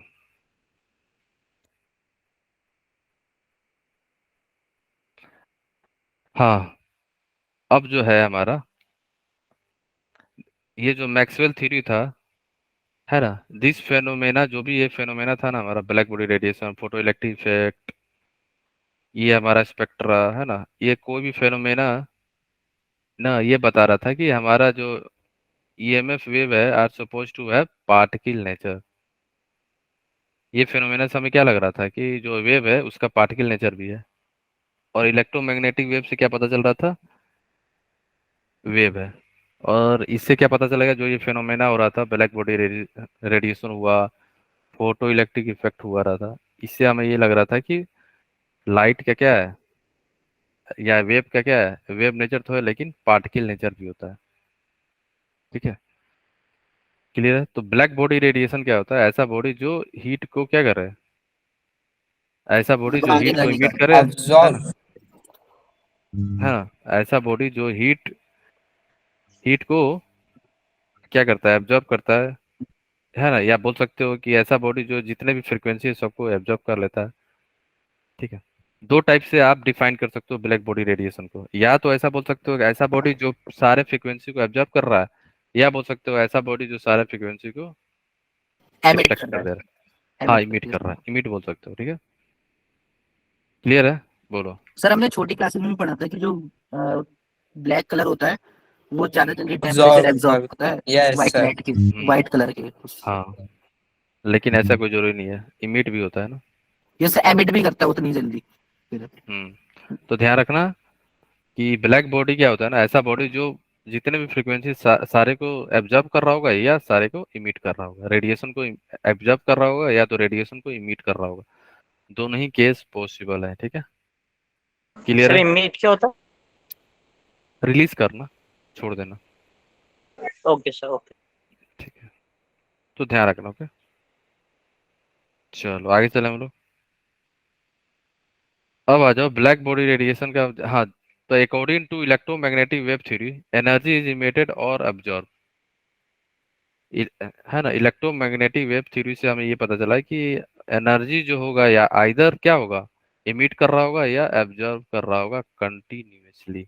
तो ब्लैक बॉडी भी वही है, either black body energy frequency या एनर्जी को एब्जॉर्ब कर रहा होगा या तो एनर्जी को इमिट कर रहा होगा। ठीक है, क्लियर है, तो यही लिखा हुआ है। Okay sir. ये हम लोग क्या बोलते हैं ना कि जो एनर्जी है इलेक्ट्रोमैग्नेटिक रेडिएशन का, वो किसके डायरेक्टली प्रोपोर्शनल हो जाता है, इंटेंसिटी का। किससे डायरेक्टली प्रोपोर्शनल होता है, इंटेंसिटी, ये ध्यान रखना। Energy of any electromagnetic radiation is directly proportional to the intensity। ठीक है, ये ध्यान रखना, इंटेंसिटी के डायरेक्टली प्रोपोर्शनल होता है ना। बट ये फ्रीक्वेंसी पे डिपेंड नहीं करेगा। जो रेडिएशन है, इलेक्ट्रोमैग्नेटिक रेडिएशन या रेडिएशन या रेडिएशन फ्रीक्वेंसी पे या वेवलेंथ पे डिपेंड नहीं करता है, केवल इंटेंसिटी पे डिपेंड करेगा। ओके, सर इंटेंसिटी क्या होता है? क्या इंटेंसिटी क्या क्या इंटेंसिटी मतलब, सर वो क्या होता है? देखो इंटेंसिटी का सिंपल उसकी मात्रा कितनी कितनी वेव वेव छोड़ी जा रही है। जैसे आपने टीवी यूज करते हो ना, सर। टीवी और रिमोट होगा आपके पास। Yes sir. अगर मान लो अभी जो आप चैनल देख रहे हो, है ना, अभी जो चैनल देख रहे हो उसको, उसका अगर ब्राइटनेस बढ़ाओगे तो ये क्या है, इंटेंसिटी है उसकी। समझ गए, अच्छा, बढ़ाना घटाना मात्रा में। ब्राइटनेस जो बढ़ा रहा है उसकी क्या हो गई, इंटेंसिटी हो गई। अगर वही वही आप ये सोचो, आप जो है चैनल को चेंज कर रहे हो, तो ये क्या है हमारा, फ्रीक्वेंसी। आप फ्रीक्वेंसी को चेंज कर रहे हो, यस सर। इंटेंसिटी फिक्स रहेगा। ध्यान रखना, अगर इंटेंसिटी बढ़ेगा तो फ्रीक्वेंसी फिक्स रहेगा, फ्रीक्वेंसी बढ़ेगा तो इंटेंसिटी फिक्स रहेगा। दोनों एक साथ चेंज कर सकते हो, आप बताओ, क्या ब्राइटनेस और चैनल नो दोनों चेंज करते हो? No sir. नहीं ना, ऐसा थोड़ी है कि ब्राइटनेस एक रिमोट से ब्राइटनेस बढ़ाओ और एक रिमोट से चैनल चेंज करो। चैनल चेंज का मतलब क्या है, फ्रीक्वेंसी चेंज करते जा रहे हैं आप, है ना। पहले पहले हम लोग रेडियो यूज करते थे ना, फ्रीक्वेंसी मिलाते थे। ठीक है, ठीक है, तो फ्रीक्वेंसी चेंज करोगे तो ओके इंटेंसिटी फिक्स रहेगा। अगर आपने फ्रीक्वेंसी फिक्स रखे हो तो इंटेंसिटी चेंज होगा। इंटेंसिटी क्या होता है, ब्राइटनेस। जैसे टीवी में है, जो अभी आप चैनल देख रहे हो उसका ब्राइटनेस बढ़ाओगे, ये क्या है हमारा, इंटेंसिटी है। अगर मान लो आपने चैनल चेंज कर रहे हो, ये क्या, चैनल चेंज करोगे तो इंटेंसिटी फिक्स रहेगा, फ्रीक्वेंसी चेंज होता चला जाएगा। फ्रीक्वेंसी बदल जाएगी। ठीक है, इन दोनों के बीच में ना डायरेक्टली रिलेशन नहीं होता है ना। Okay, clear? Okay, yes sir. अब आता है black body radiation intensity versus wavelength. Intensity versus wavelength के बीच में रिलेशनशिप ध्यान रखना। जैसे जैसे टेम्परेचर बढ़ाओगे आपको क्या दिख रहा है, बोलो? ब्लैक बॉडी रेडिएशन में जैसे जैसे आप टेम्परेचर बढ़ाते हैं तो क्या होता है, बोलो? वेवलेंथ सर, वेवलेंथ बढ़ती है। वेवलेंथ बढ़ती है अच्छा, ये टेम्परेचर इसकी एनर्जी बढ़ाने बढ़ से। सर पक्का नहीं हूँ वेवलेंथ मैं। घटती है क्योंकि एनर्जी बढ़ रही है ना, एनर्जी टेम्परेचर बढ़ रही बढ़ाने से हमारी एनर्जी बढ़ती इंटेंसिटी बढ़ रही है ना। है। Yes sir. सर अगर इंटेंसिटी बढ़ रही है तो इसका मतलब क्या हुआ, हमारा वेवलेंथ घट रहा होगा, हाँ या ना? तो ये रिलेशन ध्यान यस रखना। सर। अच्छा, yes sir, yes sir, yes sir. ये रिलेशनशिप ध्यान रखना। टेम्परेचर बढ़ाओगे तो इंटेंसिटी बढ़ेगा बट वेवलेंथ हमारा डिक्रीज करता है। घटेगा। अब आप लोग ये बताओ, T2 T1 है, T2 ज्यादा है T1 से, then tell me the relationship between wavelength λ1 इसको मान लो, इसको आप λ2 ले लो, इसकी फ्रीक्वेंसी म्यू ले लो, इसको μ2 ले लो। अब बताओ क्या होगा? टेम्परेचर बढ़ा रहा है, T2 ज्यादा है T1 से, T2 is greater than T1, then tell me relationship between wavelength λ1 λ2 μ1 and μ2 के बीच में क्या होगा? कौन सा ज्यादा होगा कौन सा कम होगा? λ1 सर है या मेरा सर ज्यादा टेम्परेचर वाले की लैम्डा टू वेव होगी ज्यादा और होगा। फ्रीक्वेंसी ज्यादा होगी। सर सर उसकी जो फ्रीक्वेंसी T1 ज्यादा की होगी, उसका फ्रीक्वेंसी टेम्परेचर ज्यादा है। सर λ1 ज्यादा होगा, λ2 कम होगा। ठीक है, ये रिलेशनशिप यस होता है सर। ना, यस ध्यान रखना सर। है ना। ठीक है, तो ब्लैक बॉडी रेडिएशन समझ गए ना, ऐसा बॉडी जो एनर्जी को या फ्रीक्वेंसी को एब्जॉर्ब करे या इमिट करे। ठीक है, चलो आगे चलते हैं। ओके, आगे आएगा क्वांटम प्लैंक्स कांस्टेंट, जो एनर्जी जो है पैकेट के फॉर्म में रिलीज होता है, आगे आएगा। Explanation of black body radiation क्या बोलता है कि जैसे जैसे हीट करते जाओ ना, when some solid substance is heated the atom of substance are set to be oscillate and emit. हाँ वो तो सही है, जैसे जैसे हीट करोगे ना तो रेडिएशन जो है इमिट करता है, क्योंकि वाइब्रेशन आ जाता है, अंदर वाले मॉलिक्यूल जितने ना वाइब्रेट करने लगते हैं तो एनर्जी इमिट करेगा। ठीक है, क्लियर है? ओके, तो ये ध्यान रखना बस ब्लैक बॉडी रेडिएशन के बारे में। फाइन, आगे जो चलते हैं हमारे लिए ये क्वेश्चन बताओ क्या है। As the wavelength decreases the intensity of black body radiation is wavelength क्या हो रहा है? सर ऑप्शन सर एक चीज समझ में नहीं आई, डैन डिक्रीज फिर क्यों लिखा है? बढ़ के घटेगा। सर डैन कौन सा? डिक्रीज क्यों लिखा है? Yes sir. सर पहले इंक्रीज होगी फिर डिक्रीज होगी, ये समझ में नहीं आया। अरे Yes, अच्छा, sir. वो ब्लैक को है ना, वो ब्लैक का एज और द वो वेवलेंथ ऑफ रेडिएशन, वेवलेंथ घट रहा है, इसका मतलब क्या होगा? इंटेंसिटी तो हमारी बढ़ेगी ना। Yes sir. जो इसका ग्राफ है, अगर इसका ग्राफ में ही देखो तो क्या हो रहा था, इंटेंसिटी बढ़ रहा था ना, अब कुछ समय के बाद इंटेंसिटी इसका घटने लगता है। ये relationship between intensity and wavelength है ना। तो जैसे जैसे इंटेंसिटी बढ़ेगा, स्टार्टिंग में तो बढ़ेगा लेकिन कुछ समय के बाद डिक्रीज होने लगता है। ये ग्राफ ध्यान रखना है ना, ब्लैक बॉडी रेडिएशन का ग्राफ है। ऐसा क्यों ओके होगा सर। सर? ये समझ में नहीं आया सर थोड़ा, ये इधर से सा बताओ। ब्लैक बॉडी रेडिएशन जो होता है अगर आप देखोगे तो इमिट कर रहा होगा ना एनर्जी, क्योंकि इंटेंसिटी बढ़ा रहा है। अगर इंटेंसिटी बढ़ा रहा होगा तो कब, जब एनर्जी इमिट हो रहा होगा, यही ना। टेम्परेचर तो बढ़ा सर रहा है, अगर एनर्जी ज्यादा हो जाएगी तो वो रिलीज कर देगा फिर उसको, तो कम हो जाएगी वो फिर। देखो, ठीक है सर। ये ग्राफ जो है ध्यान रखना इसका ना। ठीक है, ठीक है, चलो आगे चलते हैं। ओके, यस इसके सर। रीजन, ठीक है। अब चलते हैं नेक्स्ट जो है हमारा प्लैंक्स क्वांटम थ्योरी। ठीक है, प्लैंक्स क्वांटम थ्योरी क्या बताया था, बोलो? प्लैंक्स ने क्या बताया था? अकॉर्डिंग टू प्लैंक्स हम लोग क्या बोल सकते हैं? प्लैंक्स नहीं बताया था हमारा जो फोटोन है ऐसे नहीं आता, पैकेट के फॉर्म में होता है ऐसे। सर एक बार और ठीक है। बताइए क्या बता आपने? ये कंटिन्यूअस के फॉर्म में नहीं आता है, पैकेट के फॉर्म में ऐसे ऐसे दिखता है। और इस पैकेट को क्या बोलते हैं हम लोग? क्वांटम। इसी पैकेट को हम बोलते हैं क्वांटा, क्वांटम, है ना। एंड इसी को हम लोग क्या बोलते हैं? स्मॉल एनर्जी पैकेट, या बोल सकते हो फोटोन भी बोलते हैं इसी को। पैकेट के फॉर्म में जाता है ऐसे ऐसे ऐसे ऐसे, फोटोन, या आप बोल सकते हो स्मॉल एनर्जी पैकेट। ठीक है, स्मॉल एनर्जी पैकेट, क्वांटम बोल सकते हो, फोटोन बोल सकते हो, या आप बोल सकते हो स्मॉल एनर्जी पैकेट भी बोलो। ठीक है, फाइन। कुछ चीजें यहाँ पे याद रखना। प्लैंक्स प्लैंक्स नहीं बताया था क्वांटम, जो ये नाम दिया गया था क्वांटा क्वांटम, किसने दिया था? प्लैंक्स नहीं। ठीक है, इन्होंने नहीं नाम दिया था इस फोटोन को। एनर्जी का जो नाम दिया था प्लैंक्स नहीं बताया था फोटोन। ठीक है, फाइन। प्लैंक्स सर नहीं, ग्रुप का प्लैंक्स। नाम भी फोटोन ही है। हाँ यस, है ना।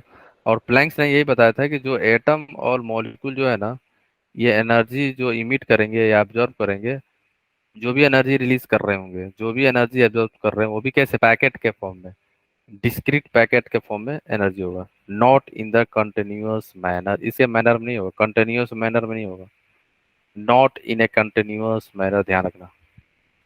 जो भी एब्जॉर्ब कर रहा होगा, इमिट कर रहा होगा, इन द पैकेट फॉर्म। ये जो पैकेट दिख रहा है ना, स्मॉल एनर्जी पैकेट के फॉर्म में ही हो रहा होगा, वो कैसे है? क्वांटम के या फोटोन के फॉर्म में। ये पैकेट है ना, छोटा छोटा छोटा छोटा। ठीक है, कंटिन्यूअस के फॉर्म में इमिट या एब्जॉर्ब नहीं कर रहा होगा। ठीक है, कंटिन्यूअस फॉर्म में नहीं होगा, डिस्क्रीट फॉर्म में होता है। ठीक है, वाई। ठीक है, किसी को दिक्कत है? No sir. Oh sir. ठीक है, आगे चलते हैं ना। ठीक है, देखो पोस्टुलेट है, जैसे मैंने ऑलरेडी बता दिया, सारा चीज कवर हो गया। फोटोन बोलते हैं या क्वांटम बोल सकते हो आप।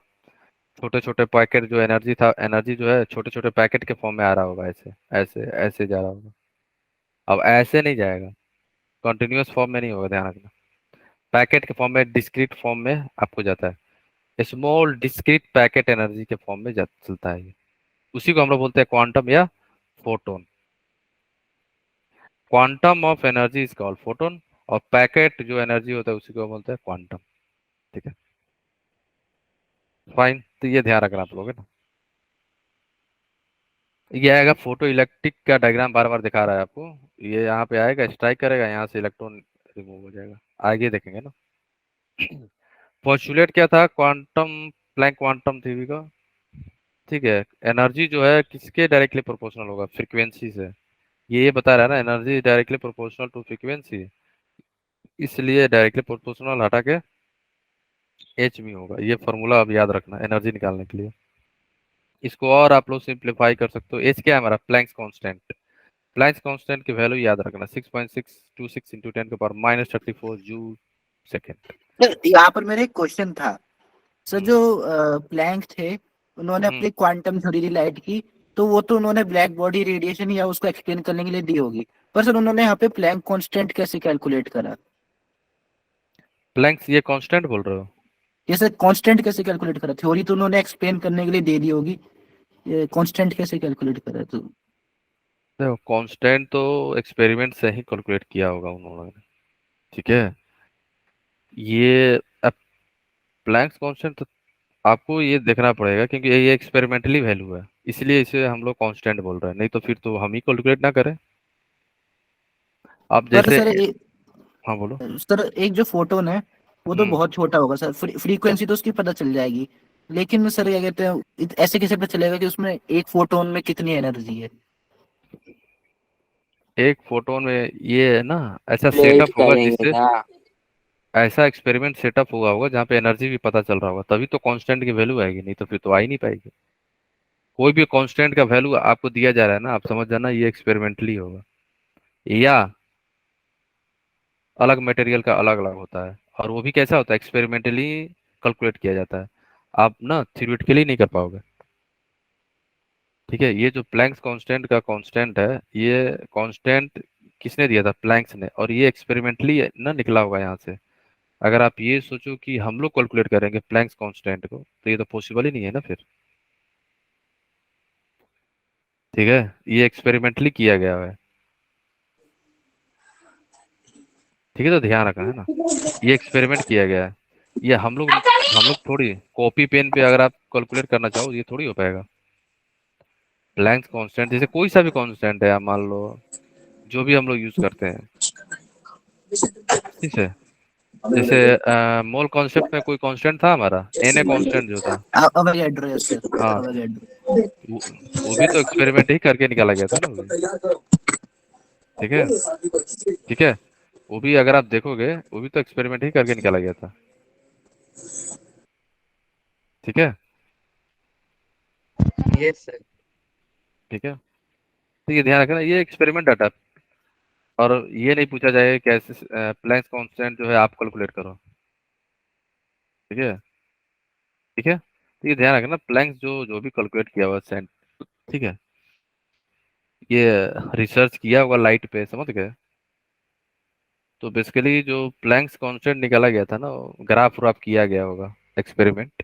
ठीक है, इलेक्ट्रॉन पे रिसर्च किया होगा उसने। ठीक है, पर सर तब भी क्या कहते हैं, एक फोटोन की एनर्जी निकालना तो बहुत मुश्किल बात होगी। हाँ, लेकिन उन्होंने निकाला होगा एक्सपेरिमेंट करके, ग्रेट थे सर वो तो, तभी तो निकाल लिया। है ना। ये एक्सपेरिमेंटली है, हमारे लेवल में है भी नहीं। ठीक है, तो ये आप जब ये करो, उन्हें क्या बोलते हैं, मास्टर मास्टर या पीएचडी में जाओगे, तो शायद आपसे करवाया जाए। ठीक है, वहां पे कैसे निकाला जा रहा है एच की वैल्यू, है ना।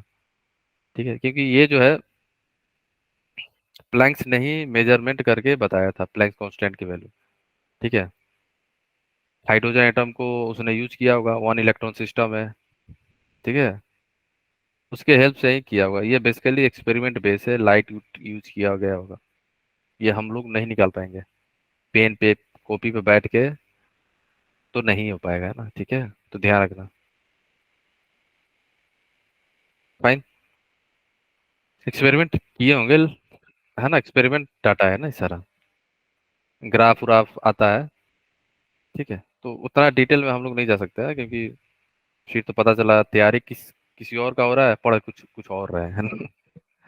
ठीक है, तो बस ध्यान रखना, ये एक्सपेरिमेंटली डिटरमाइंड है प्लैंक कांस्टेंट, ये हम लोग नहीं कर पाएंगे, है ना। कुछ सेटअप किए होंगे उन लोगों ने, है ना, ऐसे नहीं हो पाएगा ना। डायोड डायोड का यूज किया गया था जहां तक हम पढ़े हैं, पूरा एक्सपेरिमेंट है। ठीक है, ये आप जो है नहीं हो पाएगा ना, क्योंकि कांस्टेंट है ना, उसने क्या क्या चीजें कांस्टेंट रखी है, वोल्ट, रेसिस्टेंस, लीड, है ना, डायोड यूज किया, उसमें एनर्जी हीट करवाया, फिर उसको कैलकुलेट कर रहा है ना, ग्राफ बनाया। ठीक है, तो उतना डिटेल नहीं जाना है ना, नहीं तो फिर कुछ और ही चलने लगेगा ना। बस इतना जान दो, एक्सपेरिमेंटली डिटरमाइन है ना। उन्होंने ग्राफ बनाया था, ग्राफ के बेसिस पे हमें जो है ना बहुत सारा चीज पहले ही पता था। इलेक्ट्रॉन का चार्ज पता था ना, 1.6 इंटू 10⁻⁻19 पता था यस ऑलरेडी। सर।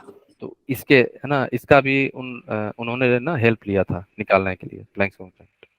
ठीक है, तो ये भी जो निकला है ना वैल्यू, ये सब एक्सपेरिमेंटली, टोटली एक्सपेरिमेंट डाटा है।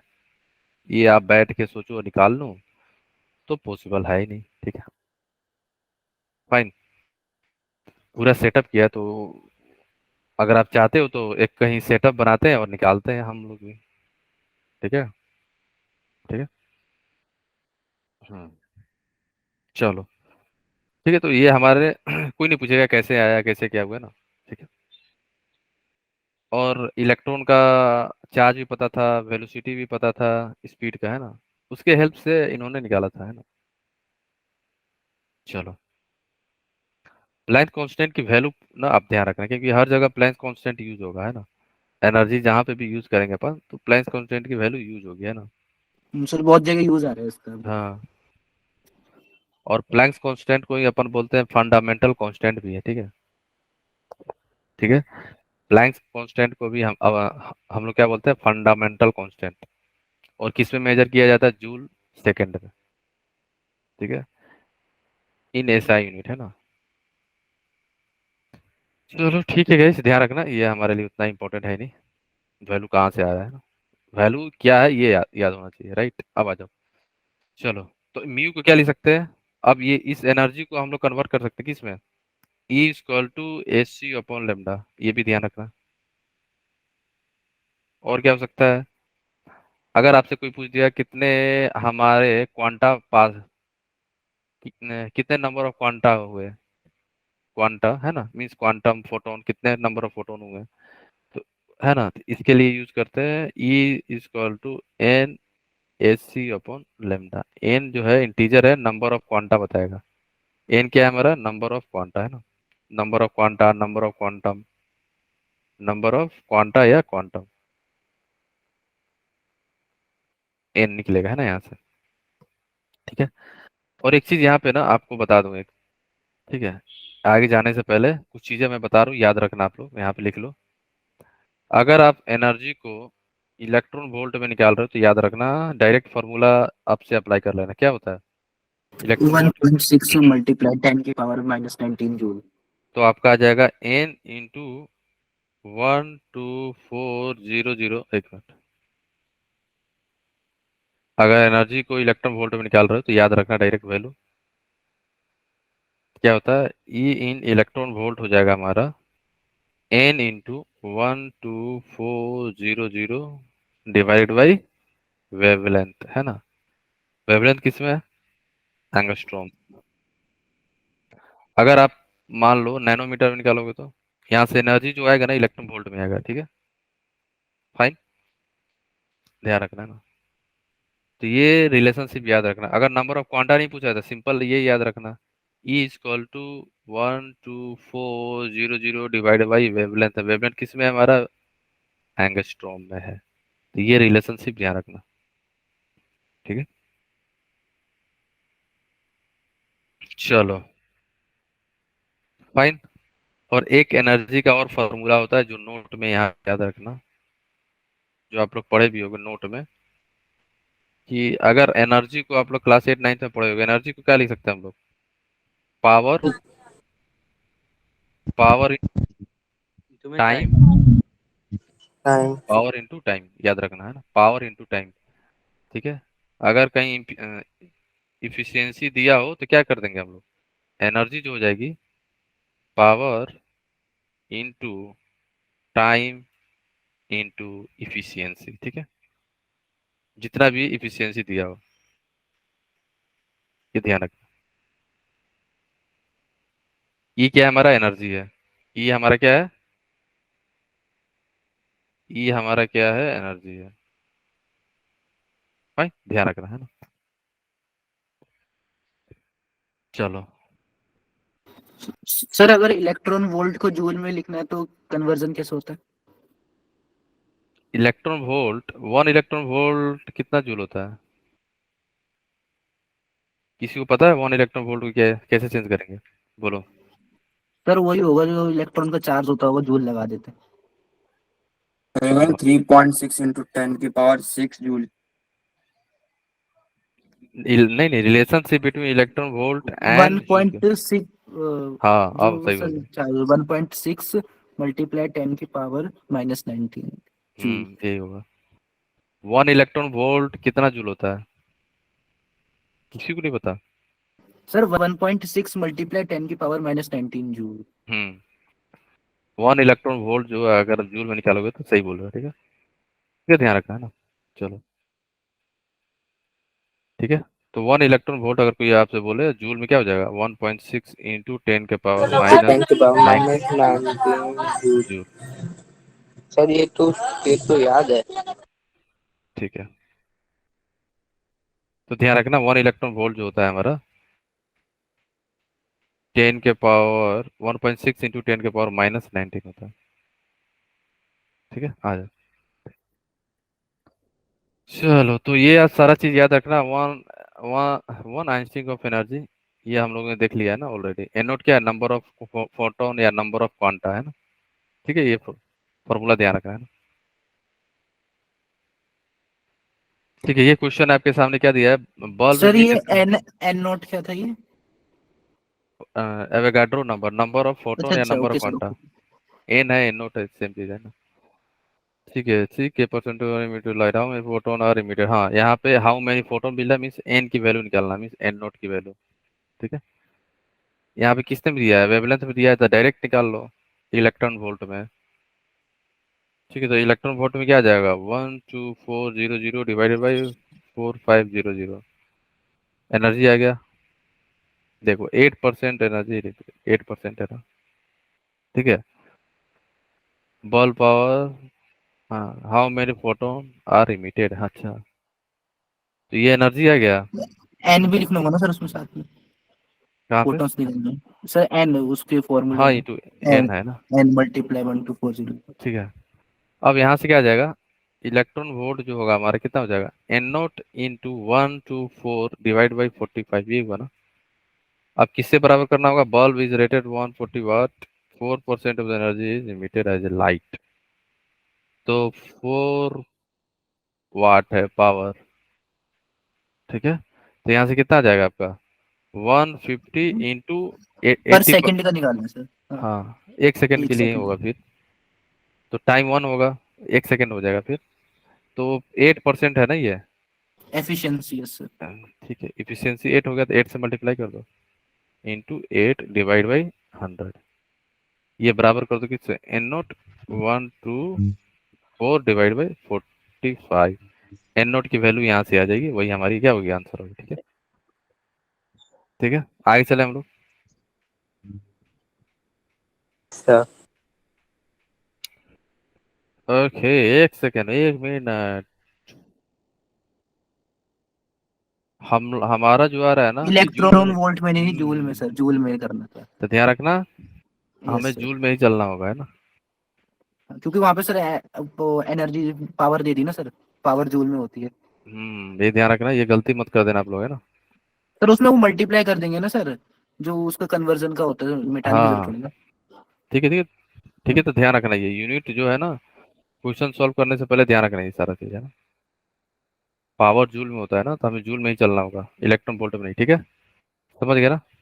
तो पहले हम लोग सिंपल जूल में निकालेंगे इसको, उसके बाद बराबर कर देंगे इसको, क्योंकि दिया एनर्जी जो इमिट हो रही है बल्ब से 8% ही हो रहा है। ठीक है, इंटू 8 कर देंगे, है ना, और ये दोनों को बराबर कर देंगे।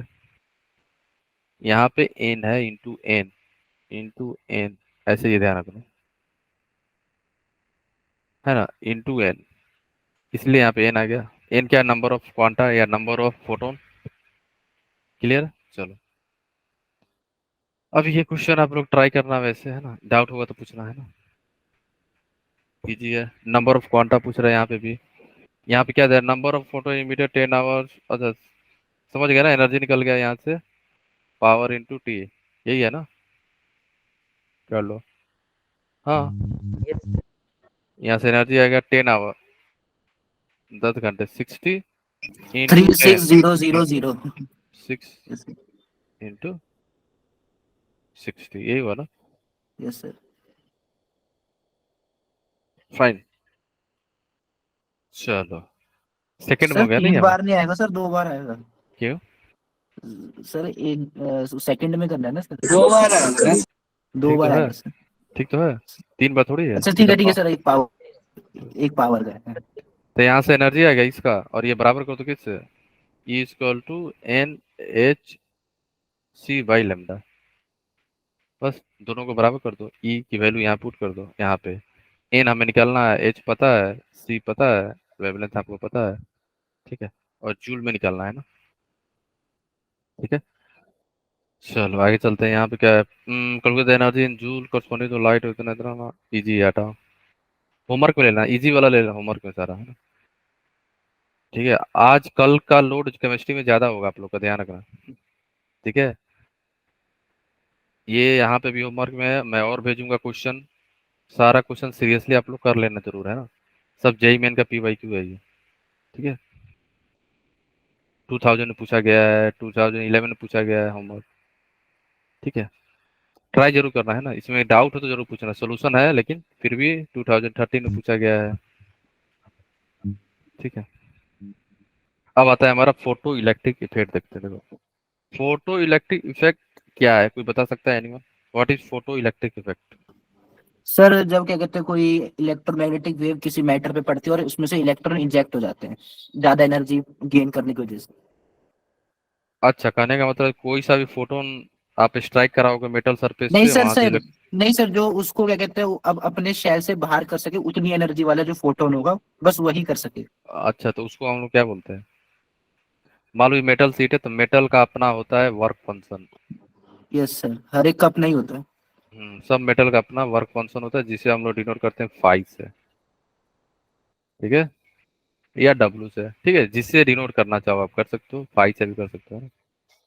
ये जो इंसिडेंट लाइट है, इसको हम लोग बोलते हैं इनिशियल लाइट या इंसिडेंट लाइट या ईआई बोलते हैं। ये लाइट जो है, फोटोन जो है, स्ट्राइक किया है इस मेटल पे, ठीक है।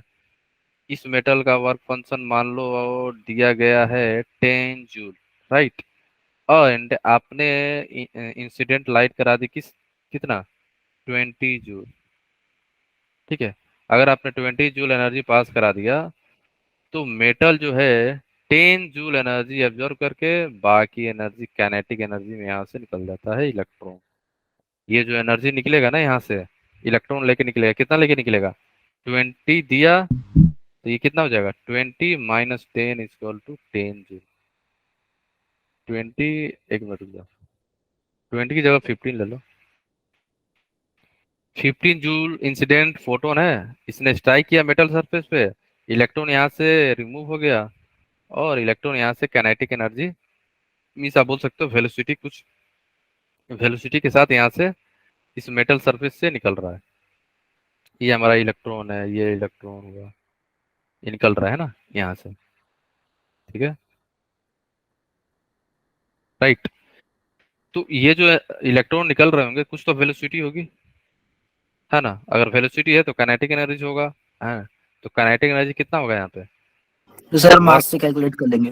ठीक है, काइनेटिक एनर्जी कितना होगा 1/2 यहाँ। mv²। नो नो नो, यहाँ पे एनर्जी कंजर्व होगा, यही फाइनल है ना। Incident initial energy equal to final energy, यही होता है ना, एनर्जी टोटल एनर्जी कंजर्व होगा ना। Yes sir, 5 joule. अगर इसका मतलब ये 15 जूल दे रहे हो आप, राइट, इनिशियली, तो फाइनल क्या हो जाएगा, 10 जूल प्लस जो एनर्जी इलेक्ट्रॉन लेके जा रहा है, उसको मान लो काइनेटिक एनर्जी बोल रहे हो आप, तो ठीक है, 5 क्योंकि जूल होती है ना वेलोसिटी ले काइनेटिक लिया। एनर्जी तो। क्या? 5 जूल रहेगी ना काइनेटिक एनर्जी तो, हाँ, तो क्योंकि सर काइनेटिक 10 का एनर्जी क्या अधिक हो कर जाएगी देगा। हमारी, 5 जूल। इसका मतलब ये हुआ 10 जूल मेटल को रिक्वायरमेंट पड़ गया इलेक्ट्रॉन को अपने सेल से निकालने में। समझ गए ना यहाँ कॉन्सेप्ट, एनर्जी कंजर्व हो रहा है, एनर्जी कंजर्वेशन, ये आपको पता होना चाहिए, ठीक है। ये छोटी छोटी बातें आपको हेल्प करेगा अच्छे लेवल का क्वेश्चन सॉल्व करने में ना। आप केवल पढ़, है ना, डिफिनीशन तो सारे लोग को पता रहता है ना, ठीक है, लेकिन थोड़ा सा डेप्थ नॉलेज होनी चाहिए एडवांस के लिए बस, ठीक है। तो यहाँ पे हम लोग एनर्जी कंजर्वेशन लगा रहे हैं, fine total energy initial is equal to final total energy. Initially क्या था, 15 जूल आपने दिया, फाइनली क्या मिला, हाँ, फाइनली वही होगा जो जितना एनर्जी जो है मेटल एब्जॉर्ब किया, मेटल की रिक्वायरमेंट पड़ा to remove the electron from its surface, हाँ, प्लस कितना काइनेटिक एनर्जी के साथ हमारा इलेक्ट्रॉन मेटल सरफेस से निकल रहा है, दोनों का सम होगा, है ना। इसलिए काइनेटिक एनर्जी ऑफ इलेक्ट्रॉन कितना आ जाएगा, 5 जूल। फाइन। अब बताओ, इसमें किसी को कहीं पे कुछ भी डाउट है, बोलो हाँ या ना। नो तो सर। क्या अकॉर्डिंग टू एनर्जी कंजर्वेशन, है ना, जो फोटो इलेक्ट्रिक इक्वेशन आया था ना, on the basis of energy conservation ही था। समझ में आया, हाँ या ना, वही था। ये हमारा क्या था, 15 जूल इनिशियल ईआई बोल सकते हैं हम, बोलो हाँ या ना। और ये क्या था हमारा वर्क फंक्शन, मान लो फाई बोल दो या डब्लू बोल दो, जो आपके मन में है, जो आपको पसंद है वो बोल सकते हो, है ना, ठीक है। तो यही तो है हमारा क्या आंसर, फोटो इलेक्ट्रिक इक्वेशन, यहीं से तो आता है, ठीक है। इसी को हम लोग बोलते हैं E I equal to pi plus kinetic energy. अब आया, आप आपको पता चला ये इक्वेशन कहाँ से आया था, बोलो, क्लियर हो गया, यस सर। सर ओके, ठीक है। और ये जो फेनोमेना हो रहा है ना, इसी को हम लोग बोलते हैं फोटो इलेक्ट्रिक इफेक्ट। ठीक है, और यहाँ से इलेक्ट्रॉन इमिट होते हैं, इसीलिए हम लोग जो इलेक्ट्रॉन इमिट हो रहे हैं उसी को हम बोलते हैं फोटो इलेक्ट्रॉन। जो इलेक्ट्रॉन हो यहाँ से निकल रहे हैं इसी को हम लोग बोलते हैं फोटो इलेक्ट्रॉन, और जो फेनोमेना हो रहा है इसको हम लोग बोलते हैं फोटो इलेक्ट्रिक इफेक्ट। फाइन। अब इसमें किसी को डाउट तो नहीं रहेगा ना? आपको याद ही नहीं करना पड़ेगा, रटना ही नहीं पड़ेगा इक्वेशन, सिंपल एनर्जी कंजर्वेशन लग रहा है यहाँ पे। ठीक है, अब आते हैं कुछ चीजें जो थ्योरेटिकल चीजें हैं जो आपको पता होना चाहिए, है ना। एक्सपेरिमेंट कैसे किया गया, यहाँ पे फोटोन जो है, फोटोन आ रहा है हमारा मेटल सरफेस पे, ट्राई किया, इलेक्ट्रॉन यहाँ से निकलता है, यहाँ जाता है, फिर करंट फ्लो होता है। ठीक है, समझ गया ना, इलेक्ट्रॉन निकला, फोटो इलेक्ट्रिक करंट फ्लो होने लगता है ना। ठीक है, फाइन। तो ध्यान रखना ये सारा चीज, ठीक है। ओके, तो ये ध्यान रखना, ये कब तक फ्लो होता रहेगा, इलेक्ट्रॉन करंट फ्लो होता रहेगा जब तक लाइट चलती रहेगी। जब जब तक इलेक्ट्रॉन फ्लो होता रहेगा। ठीक है, ठीक है। फोटो इलेक्ट्रिक करंट कब तक फ्लो होगा, जब तक आपका इलेक्ट्रॉन फ्लो होगा। ठीक है, तो ध्यान रखना। तब तक एनर्जी मिलती रहेगी। हाँ, जब तक एनर्जी आप देते रहोगे तब तक ये फ्लो होता रहेगा। EI देते रहोगे, इलेक्ट्रॉन यहाँ से निकलता रहेगा, इलेक्ट्रॉन का मूवमेंट होता रहेगा, और हमारा करंट एकदम जलता रहेगा ना। ठीक है, ओके। तो इसमें होता क्या है कि जैसे ही आपने लाइट को पास करा दिया, ठीक है, व्हेन लाइट पास कराओगे तो इसका मतलब आपके पास सफिशिएंट एनर्जी होना चाहिए ना लाइट का। अगर आपने वर्क फंक्शन से कम एनर्जी पास करा दिया, क्या वहां से इलेक्ट्रॉन निकलेगा? नहीं, नो सर। वहां से इलेक्ट्रॉन नहीं निकले ना। सब मेटल का अपना एक एक वर्क फंक्शन है। ठीक है, उस वर्क फंक्शन से ज्यादा एनर्जी अगर आपका इंसिडेंट लाइट के पास है, फोटोन के पास है, तभी वो इलेक्ट्रॉन वहां से इजेक्ट होगा, नहीं तो नहीं होगा। सिंपल सा बात है। ठीक है, तो work function is very very important. ठीक है, वर्क फंक्शन से ज्यादा ही होना चाहिए, है ना। ठीक है, सर क्लियर है। और एक चीज ध्यान रखना, काइनेटिक एनर्जी जो है ना यहाँ पे हमारा, ये डिपेंड करता है फ्रीक्वेंसी पे। कहने का मतलब ये है कि अगर फ्रीक्वेंसी बढ़ाते हो तो kinetic energy of ejected electron बढ़ जाएगा। कैसे बढ़ेगा बताओ, क्यों बढ़ रहा है? बोलो, क्यों बढ़ता है? वाई? अगर कोई आपसे बोले इसके पीछे रीजन क्या है तो क्या जवाब होगा? सर किसके पीछे? क्वेश्चन ये था ना कि अगर आप फ्रीक्वेंसी बढ़ा रहे हो तो kinetic energy of the ejected electron क्यों बढ़ता है? सर फ्रीक्वेंसी बढ़ाने से जो है सर, जो इलेक्ट्रोमैग्नेटिक वेव है उसकी एनर्जी बढ़ती है, क्योंकि वो उससे डायरेक्टली प्रोपोर्शनल होती है, और एनर्जी बढ़ेगी तो उसकी काइनेटिक एनर्जी भी ज्यादा होगी इलेक्ट्रॉन के निकलने वाले की। ठीक है, तो ध्यान रखना, जब भी आप ना, इम्पोर्टेंट पॉइंट है, ध्यान रखना, नोट में यहाँ लिख लो। नोट में क्या लिखना है? फर्स्ट पॉइंट आप ये लिखना, अगर आप फ्रीक्वेंसी को बढ़ा रहे हो, ठीक है, अगर फ्रीक्वेंसी इंक्रीज करा रहे हो, ध्यान रखना इस पे क्वेश्चन बहुत बार पूछा गया, फ्रीक्वेंसी इंक्रीज हो रही है आपकी, आप अगर आपने फ्रीक्वेंसी को इंक्रीज कर दिया तो ध्यान रखना काइनेटिक एनर्जी जो होगा ऑफ इजेक्टेड इलेक्ट्रॉन क्या हो जाता है हमारा? Kinetic energy of the ejected electron will increase. Second point जो है इंपॉर्टेंट है, ये भी ध्यान रखना। सेकेंड पॉइंट ये है कि बी यहाँ पे लिख लो। सेकेंड पॉइंट ये है ना कि जैसे आप इंटेंसिटी बढ़ा रहे हो तो क्या होगा? अगर आपने इंटेंसिटी को इंक्रीज कर दिया, अगर आप इंटेंसिटी को बढ़ाओगे तो क्या होगा? सर तब भी काइनेटिक एनर्जी बढ़ जाएगी इलेक्ट्रॉन्स की। इंटेंसिटी बढ़ाने से काइनेटिक एनर्जी बढ़ जाता है? ये सर उसको ज्यादा एनर्जी मिल जाएगी ना इंटेंसिटी से, इलेक्ट्रोमैग्नेटिक वेव ज्यादा इंटेंसिटी सर कब तक इंटेंसिटी चलेगी से क्लास? बस, और एक दो मिनट, फोटो इलेक्ट्रिक के बाद हम लोग सर आपने बताया था ना कि इंटेंसिटी बढ़ाते तो वेवलेंथ कम होती है। हाँ, इंटेंसिटी अगर आप बढ़ाओगे, वहां वाला अलग होता है, यहाँ पे अलग होता है, दोनों मिला मत देना, ठीक है। तो सर मैं सोच रहा था वेवलेंथ कम होगी तो फ्रीक्वेंसी नहीं, बढ़ेगी, तो फ्रीक्वेंसी नहीं, बढ़ेगी तो एनर्जी दोनों मिला बढ़ेगी। मत देना, फोटो इलेक्ट्रिक का अलग चलता है ना। इंटेंसिटी बढ़ा रहे हो तो बेसिकली आप कर क्या रहे हो? जैसे मैंने आपको टीवी का एग्जांपल दिया था ना मैंने। इंटेंसिटी बढ़ाने का मतलब क्या है, ब्राइटनेस बढ़ा रहे हो तो नंबर ऑफ इलेक्ट्रॉन बढ़ जाता है, एनर्जी से कोई लेना देना नहीं है। इंटेंसिटी बढ़ाओगे तो number of ejected electron increase हो जाएगा, इंक्रीजेस, नंबर बढ़ेगा, इलेक्ट्रॉन का नंबर बढ़ जाएगा। ठीक है ना। अगर ठीक है, अगर इंटेंसिटी बढ़ा रहे हो तो ध्यान रखना फ्रीक्वेंसी हमारा सेम होता है, दोनों एक साथ बढ़ा नहीं सकते आप, है ना। अगर फ्रीक्वेंसी बढ़ा रहे हो तो एक का मतलब ये हुआ इंटेंसिटी सेम होगा, आई सेम सब। ठीक है, चलो, तो ध्यान रखना है ना। ऑब्जर्वेशन में क्या था, जैसे मैंने ऑलरेडी बता दिया कि हमें क्या चाहिए, मिनिमम फ्रीक्वेंसी चाहिए, है ना। ठीक है ना। तो मिनिमम फ्रीक्वेंसी क्या था, मिनिमम फ्रीक्वेंसी को आप हम लोग बोलते हैं म्यू नॉट, म्यू नॉट बोल देते हैं। अगर minimum if the frequency is less than mu naught तो इलेक्ट्रॉन कोई भी इजेक्ट नहीं होगा। इसका मतलब ये है, अगर मान लो हमारा जो हमारा मिनिमम था फ्रीक्वेंसी, उसी को हम लोग बोलते हैं थ्रेशोल्ड फ्रीक्वेंसी। ये मेटल का है म्यू नॉट, म्यू नॉट है, और ये यहाँ से आ रहा है, इसका है म्यू, ये हमारा म्यू है। तो इलेक्ट्रॉन इजेक्ट होने के लिए अगर हमारा ये फर्स्ट केस क्या है, म्यू नॉट ही ज्यादा हो गया, तो यहाँ पे नो इलेक्ट्रॉन इजेक्ट, कोई इलेक्ट्रॉन यहाँ से नहीं निकलेगा। इस केस में क्या है, हमारा ये म्यू था और जो निकल रहा है ये मेटल का वर्क फंक्शन क्या है, म्यू नॉट है।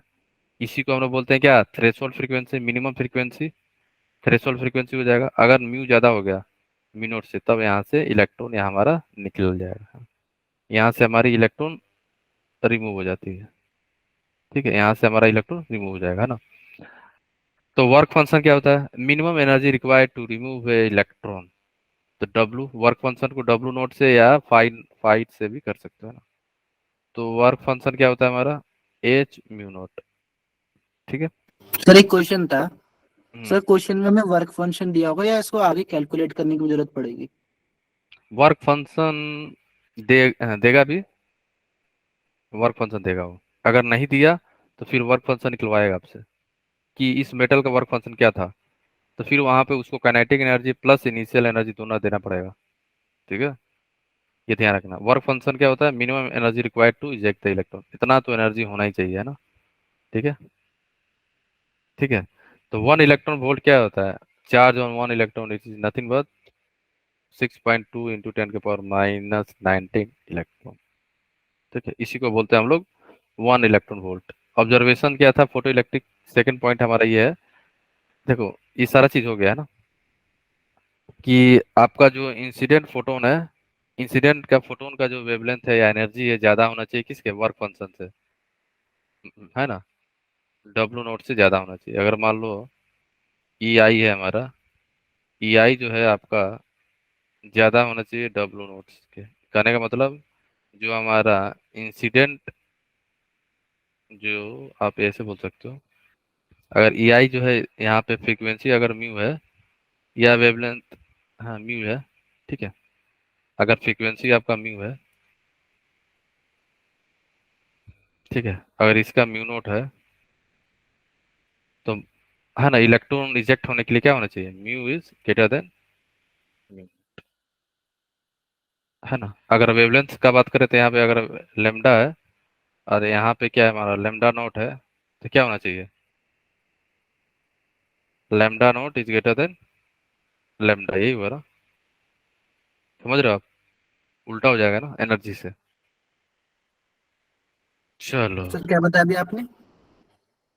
जैसे म्यू था ना, इंसिडेंट वाला म्यू था ये, और वेवलेंथ है, तो फ्रीक्वेंसी ज्यादा होना चाहिए ना हमारा, लेकिन वेवलेंथ कम होना चाहिए ना। दोनों इन्वर्सली रिलेटेड है ना, फ्रीक्वेंसी और wavelength. Okay sir, okay sir. ठीक है भैया। तो जो वेलोसिटी था, जिसको अपन काइनेटिक एनर्जी बोलते हैं, ठीक है, जो वेलोसिटी था, kinetic energy of the ejected electron depend on the frequency of the incident radiation and not depend on the intensity. तो kinetic energy is depend on the frequency, इसीलिए intensity पे नहीं, not on इंटेंसिटी, इंटेंसिटी पे depend नहीं करता है हमारा, तो ये याद रखना, भूलना नहीं है ना आप लोग, ठीक है।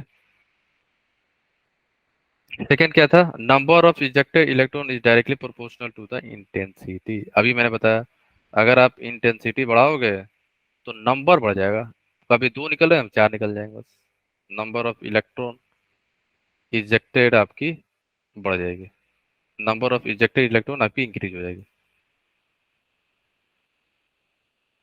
ठीक है।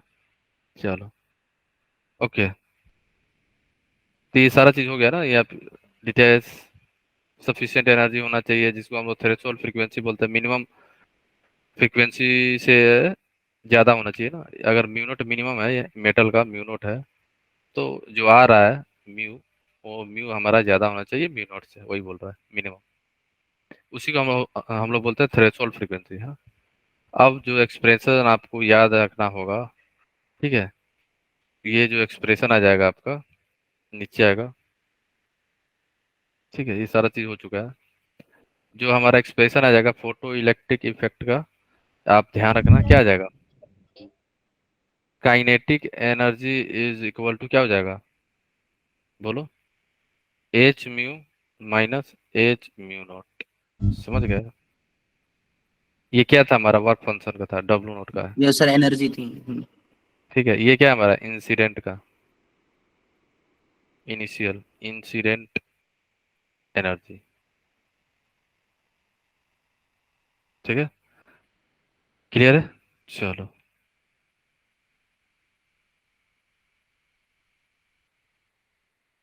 तो याद रखना पड़ेगा ना, इसको और रिलेशनशिप में लिखा जाता है, मान लो incident energy is equal to W naught plus kinetic energy maximum. Kinetic energy यहाँ पे मैक्सिमम होता है, ये हमारा क्या होता है मिनिमम, डब्ल्यू नॉट मीन, ये रिलेशनशिप ध्यान रखा है ना, ठीक है। चलो अब कुछ चीजें आपको बताना होगा, जैसे ग्राफ, ग्राफ इंपॉर्टेंट है, और इसी के साथ हम लोग फोटो इलेक्ट्रिक इफेक्ट जो है हमारा खत्म हो जाता है ना, इस पे बस क्वेश्चन रह जाएंगे हमारे, है ना। तो ग्राफ आप ध्यान रखना, इसमें ग्राफ आपका इंपॉर्टेंट है, ग्राफ देख लेते हैं कुछ, ठीक है। तो ग्राफ के लिए रिलेशनशिप याद रखना अपना क्या था, E I equal to W naught mean, W naught mean plus kinetic energy max, यही था ना। या आप लिख सकते हो क्या, H mu equal to H mu naught plus kinetic energy, या आप क्या लिख सकते हो, kinetic energy is equal to H mu minus H mu naught, या आप लिख सकते हो, ये एक्सप्रेशन है सारा, ध्यान रखना, kinetic energy is equal to H C upon lambda minus h C upon lambda naught, ये सारा ध्यान रखना, ठीक है, ये सारा चीज, ठीक है, एक्सप्रेशन है फोटो इलेक्ट्रिक इफेक्ट का सारा, है ना।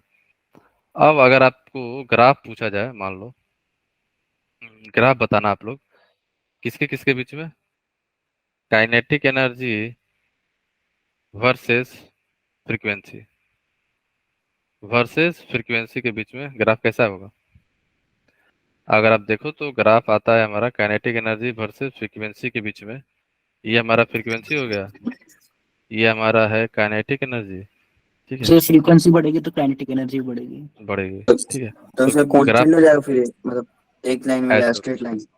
हाँ ऐसे ही जाता है ना, ठीक है, ठीक है, तो ध्यान रखना है ना, इसका स्लोप क्या होगा एच।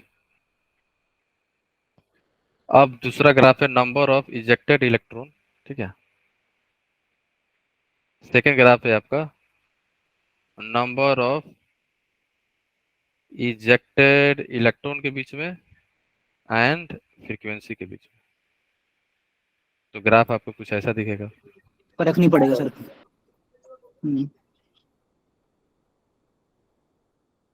ये हमारा हो गया फ्रीक्वेंसी, और ये हो गया हमारा नंबर ऑफ इजेक्टेड इलेक्ट्रॉन हो गया, तो कोई फर्क नहीं पड़ेगा, समझ रहे हो आप लोग, स्ट्रेट लाइन, ओके अच्छा सर। आप बता दो इसके बीच में क्या होगा। सेकेंड ग्राफ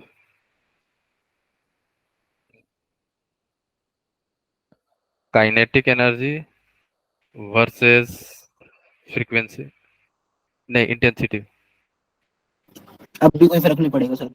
कोई फर्क नहीं पड़ेगा। ठीक है, ये हमारा क्या हो गया इंटेंसिटी, और ये हमारा है काइनेटिक एनर्जी। ग्राफ याद रखना, क्वेश्चन आता है इस पे। ठीक है, अब आ जाओ, अब देख लेते हैं। अभी क्लास कितने बजे तक होगी? बस हो गया, जस्ट ज्यादा नहीं बचा है। ठीक है, अब ज्यादा बचा ही नहीं है ना, ग्राफ के बाद बस खत्म चीजें। अगर ग्राफ आपसे पूछ दिया, सी है ना, बी हो गया ना, सी। सी है आपका number of electron ejected versus intensity. साथ साथ बढ़ेंगे सर दोनों। ठीक है, और दूसरा है आपका photo electric current, photo electric current versus intensity. तो इसमें क्या होगा, डायरेक्ट बढ़ता रहेगा। ये हमारा क्या है, इंटेंसिटी है, और ये हमारा था क्या नंबर ऑफ? यस। तो यहाँ डायरेक्टली प्रोपोर्शनल है, डायरेक्ट चला जाएगा ऐसे। एंड ये ग्राफ है, मान लो ये भी हमारा इंटेंसिटी है, और यहाँ पे दे दिया photo number of. Photo electric current. Photo electric current भी डायरेक्टली प्रोपोर्शनल होगा ना। ठीक है, ये सारा ग्राफ। मतलब सर दोनों एक जैसे ही है। सर हाँ, फोटो इलेक्ट्रिक करंट क्या हुआ, मतलब करंट क्या होता है? कितना, कितना करंट कैसे क्या होता है, नंबर ऑफ इलेक्ट्रॉन ट्रांस, मतलब कितना अच्छा सर, इलेक्ट्रॉन। कितना इलेक्ट्रॉन निकले सर, कितना करंट है, ओके ओके। एंड आपको, ठीक है, ठीक है, तो ये ध्यान रखना पड़ेगा ना। इसमें किसी को डाउट तो नहीं है ना, आप बोलो। ठीक नो सर। है, सर एक ठीक है, जगह थी सर, एक बार लास्ट की एक स्लाइड्स नहीं, निकालना सर, जो ग्राफ से एक पहले थी। ठीक है, ठीक है, हम चलो बोलो। हाँ सर, यही नीचे, जो नीचे वाली सर, नीचे वाली। सर थोड़ी और हाँ बोलो। नीचे, सर थोड़ी और नीचे। सर यहाँ पे सर आपने जो है जो एच वी नॉट था, माइनस एच वी नॉट, इसको सर खोला था सर। वी नॉट तो किसकी वैल्यू, फ्रीक्वेंसी है? ये हमारा वर्क फंक्शन का था, वर्क फंक्शन है, मिनिमम तो सर इसको फ्रीक्वेंसी। इसको सर वेवलेंथ में कैसे खोल सकते हैं? क्यों नहीं हो सकते, ये होता क्या है, एच मी होता है, या ये लिख दो सी अपॉन लेमडा नॉट। लेमडा है तो लेमडा हो जाएगा, म्यू नॉट है तो लेमडा नॉट हो जाएगा, इसमें अंतर क्या है। सर क्योंकि वर्क फंक्शन तो इलेक्ट्रॉन से होता है ना, तो मैं सोच रहा था कि नहीं नहीं नहीं, फ्रीक्वेंसी भी दे ये सकता है, कैसे हुआ। वेवलेंथ भी दे सकता है ना। वो फ्रीक्वेंसी भी दे सकता है, वेवलेंथ भी दे सकता है, ये डिपेंडिंग अपॉन द क्वेश्चन। ठीक है, तो सर क्या कहते हैं, आपने सी ली है स्पीड। सर सर ये तो इलेक्ट्रॉन की होगी, तो ये भी यहाँ पे सी ही होगी। हम्म, ओके सर। एनर्जी का फॉर्मूला हम लोग अप्लाई कर रहे हैं ना सर, और सारा हम लोग इलेक्ट्रॉन का ही बात हो रहा है, ऐसा थोड़ी है कहीं पे हम दूसरा बातें हो रही हैं, सब एनर्जी ही है। ठीक सर है, मुझे यहाँ थोड़ी कंफ्यूजन हो रही थी ना, क्योंकि इलेक्ट्रॉन की स्पीड का थोड़ा दिक्कत, यहाँ पे ना थोड़ा ना ना, समझ में आ जाए। ओके सर, ठीक है। ठीक है, ठीक है, इसमें दिक्कत नहीं है ना, सही है ये। ओके, अब आ जाओ, एक चीज हम आपको ना बता देते हैं, स्टॉपिंग पोटेंशियल, उसी के साथ आप लोग का क्लास का आज एंड हो जाएगा। ठीक है, स्टॉपिंग पोटेंशियल लिख लेना यहाँ पे। एंड कल आप लोग ना पूरा स्ट्रक्चर ऑफ एटम पे ही टाइम देना, पूरा संडे। ठीक है, सर कल से क्लास होगी? ना ना, क्लास नहीं हुई इसलिए, लेकिन आप लोग को अच्छा खासा मटेरियल सेंड कर दूंगा। ठीक है, एग्जाम्पल सारा, और एग्जाम्पल खुद से करना, ट्राई करना जरूर है ना, ये नहीं कि छोड़ दिया। ठीक है, स्टॉपिंग पोटेंशियल क्या होता है लिख लो, the minimum the minimum the minimum potential the minimum potential the minimum potential potential which must be applied to which must be applied to stop the flow of electron या photo electric current को stop करने के लिए minimum potential which must be applied to stop photo electric current को रोकने के लिए कितना पोटेंशियल अप्लाई किए उसी को हम बोलते हैं photo electric means sporting potential है ना, स्पोर्टिंग स्टॉपिंग पोटेंशियल। ठीक है, अब आ जाओ फॉर्मूला क्या होता है, ध्यान रखना। काइनेटिक एनर्जी मैक्स जो है आपको पता है ना किसके बराबर होता है, क्यू इंटू वी नॉट, ये पता है ना, ये फॉर्मूला होता है स्टॉपिंग पोटेंशियल का, है ना। और यहाँ पे क्यू क्या है हमारा, क्यू आपका चार्ज है, क्यू है हमारा यहाँ पे चार्ज, और ये वी नॉट है हमारा स्टॉपिंग पोटेंशियल है, स्टॉपिंग पोटेंशियल है ना, स्टॉपिंग पोटेंशियल। तो ये फॉर्मूला ध्यान रखना ना। अगर आप इलेक्ट्रॉन का बात करोगे, अगर आप इलेक्ट्रॉन का बात कर रहे हो तो ध्यान रखना हमारी काइनेटिक एनर्जी मैक्सिमम जो है इलेक्ट्रॉन का बात हो रहा है E into V naught, E into V naught हो जाएगा, समझ गया। ठीक है, फोर फोर इलेक्ट्रॉन इलेक्ट्रॉन के लिए हमारी क्या चेंज हो जाएगा, चार्ज हमारा क्या हो जाएगा, इलेक्ट्रॉन का हो जाएगा ना, ई इंटू वी नॉट हो जाएगा, और यही क्या है, इलेक्ट्रॉन वोल्ट है, समझ में आया। तो कहने का मतलब ये हुआ काइनेटिक एनर्जी निकालो, उसके बाद क्या कर दो, इलेक्ट्रॉन से डिवाइड कर दो। कहने का मतलब है, ठीक है, कहने का मतलब ये हुआ जो मैक्सिमम काइनेटिक एनर्जी होगा, और काइनेटिक एनर्जी किस में कैलकुलेट कर रहे हो, इलेक्ट्रॉन वोल्ट में, तो वही हमारी क्या हो जाएगी, स्टॉपिंग पोटेंशियल। समझ गए क्या हुआ, ई कैंसिल आउट हो जाएगा ना दोनों तरफ। समझ में आ रहा है कुछ, बोलो। Yes sir. सर इधर ये ई नंबर ऑफ इलेक्ट्रॉन है, क्या कहते हैं, इलेक्ट्रॉन का चार्ज इलेक्ट्रॉन है। Volt, electron electron. अच्छा सर, मतलब जो एनर्जी दे रखी है उसको इलेक्ट्रॉन वोल्ट में कन्वर्ट कर दो, आंसर आ गया। हाँ आंसर आ जाएगा, वही आंसर हो जाएगा। तो लिख लो the maximum kinetic energy is equals to the stopping potential. कब होगा, स्टॉपिंग पोटेंशियल के बराबर कब हो जाएगा, स्टॉपिंग पोटेंशियल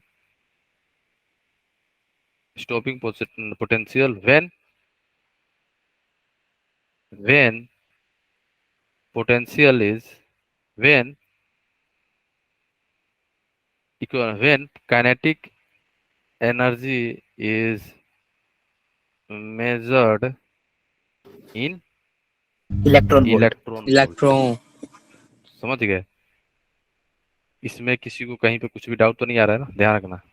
तो वही हमारी जो मैक्सिमम काइनेटिक एनर्जी की वैल्यू आएगी जब आप इलेक्ट्रॉन वोल्ट यूनिट में कैलकुलेट करो, वही हमारी क्या हो जाएगी, स्टॉपिंग पोटेंशियल की वैल्यू है। As simple as that. ठीक है, स्टॉपिंग पोटेंशियल किस पे डिपेंड करता है ना, यहाँ sir light depends on the electromagnetic wave पे। फ्रीक्वेंसी पे। ठीक है, यस सर। ये डिपेंड करता है, लिख लो यहाँ पे, डिपेंड्स ऑन फ्रीक्वेंसी। ठीक है, खत्म हो गया ना, आज का हो गया। और एक चीज बता दूं, जैसे यहाँ पे ना, इसका मतलब क्या है ना, देख लो यहाँ पे छोटा सा ऐसे, यहाँ पे देख लो, यहाँ पे। आप लोग बताना, अगर हमारी काइनेटिक एनर्जी आ रही है 12 electron volt, what is a stopping potential, बताओ। Sir 12 volt. स्टॉपिंग पोटेंशियल क्या था? स्टॉपिंग पोटेंशियल का के ई मैक्स है हमारा। तो के ई मैक्स की फार्मूला पता ना? स्टॉपिंग पोटेंशियल के टर्म में क्या था हमारा?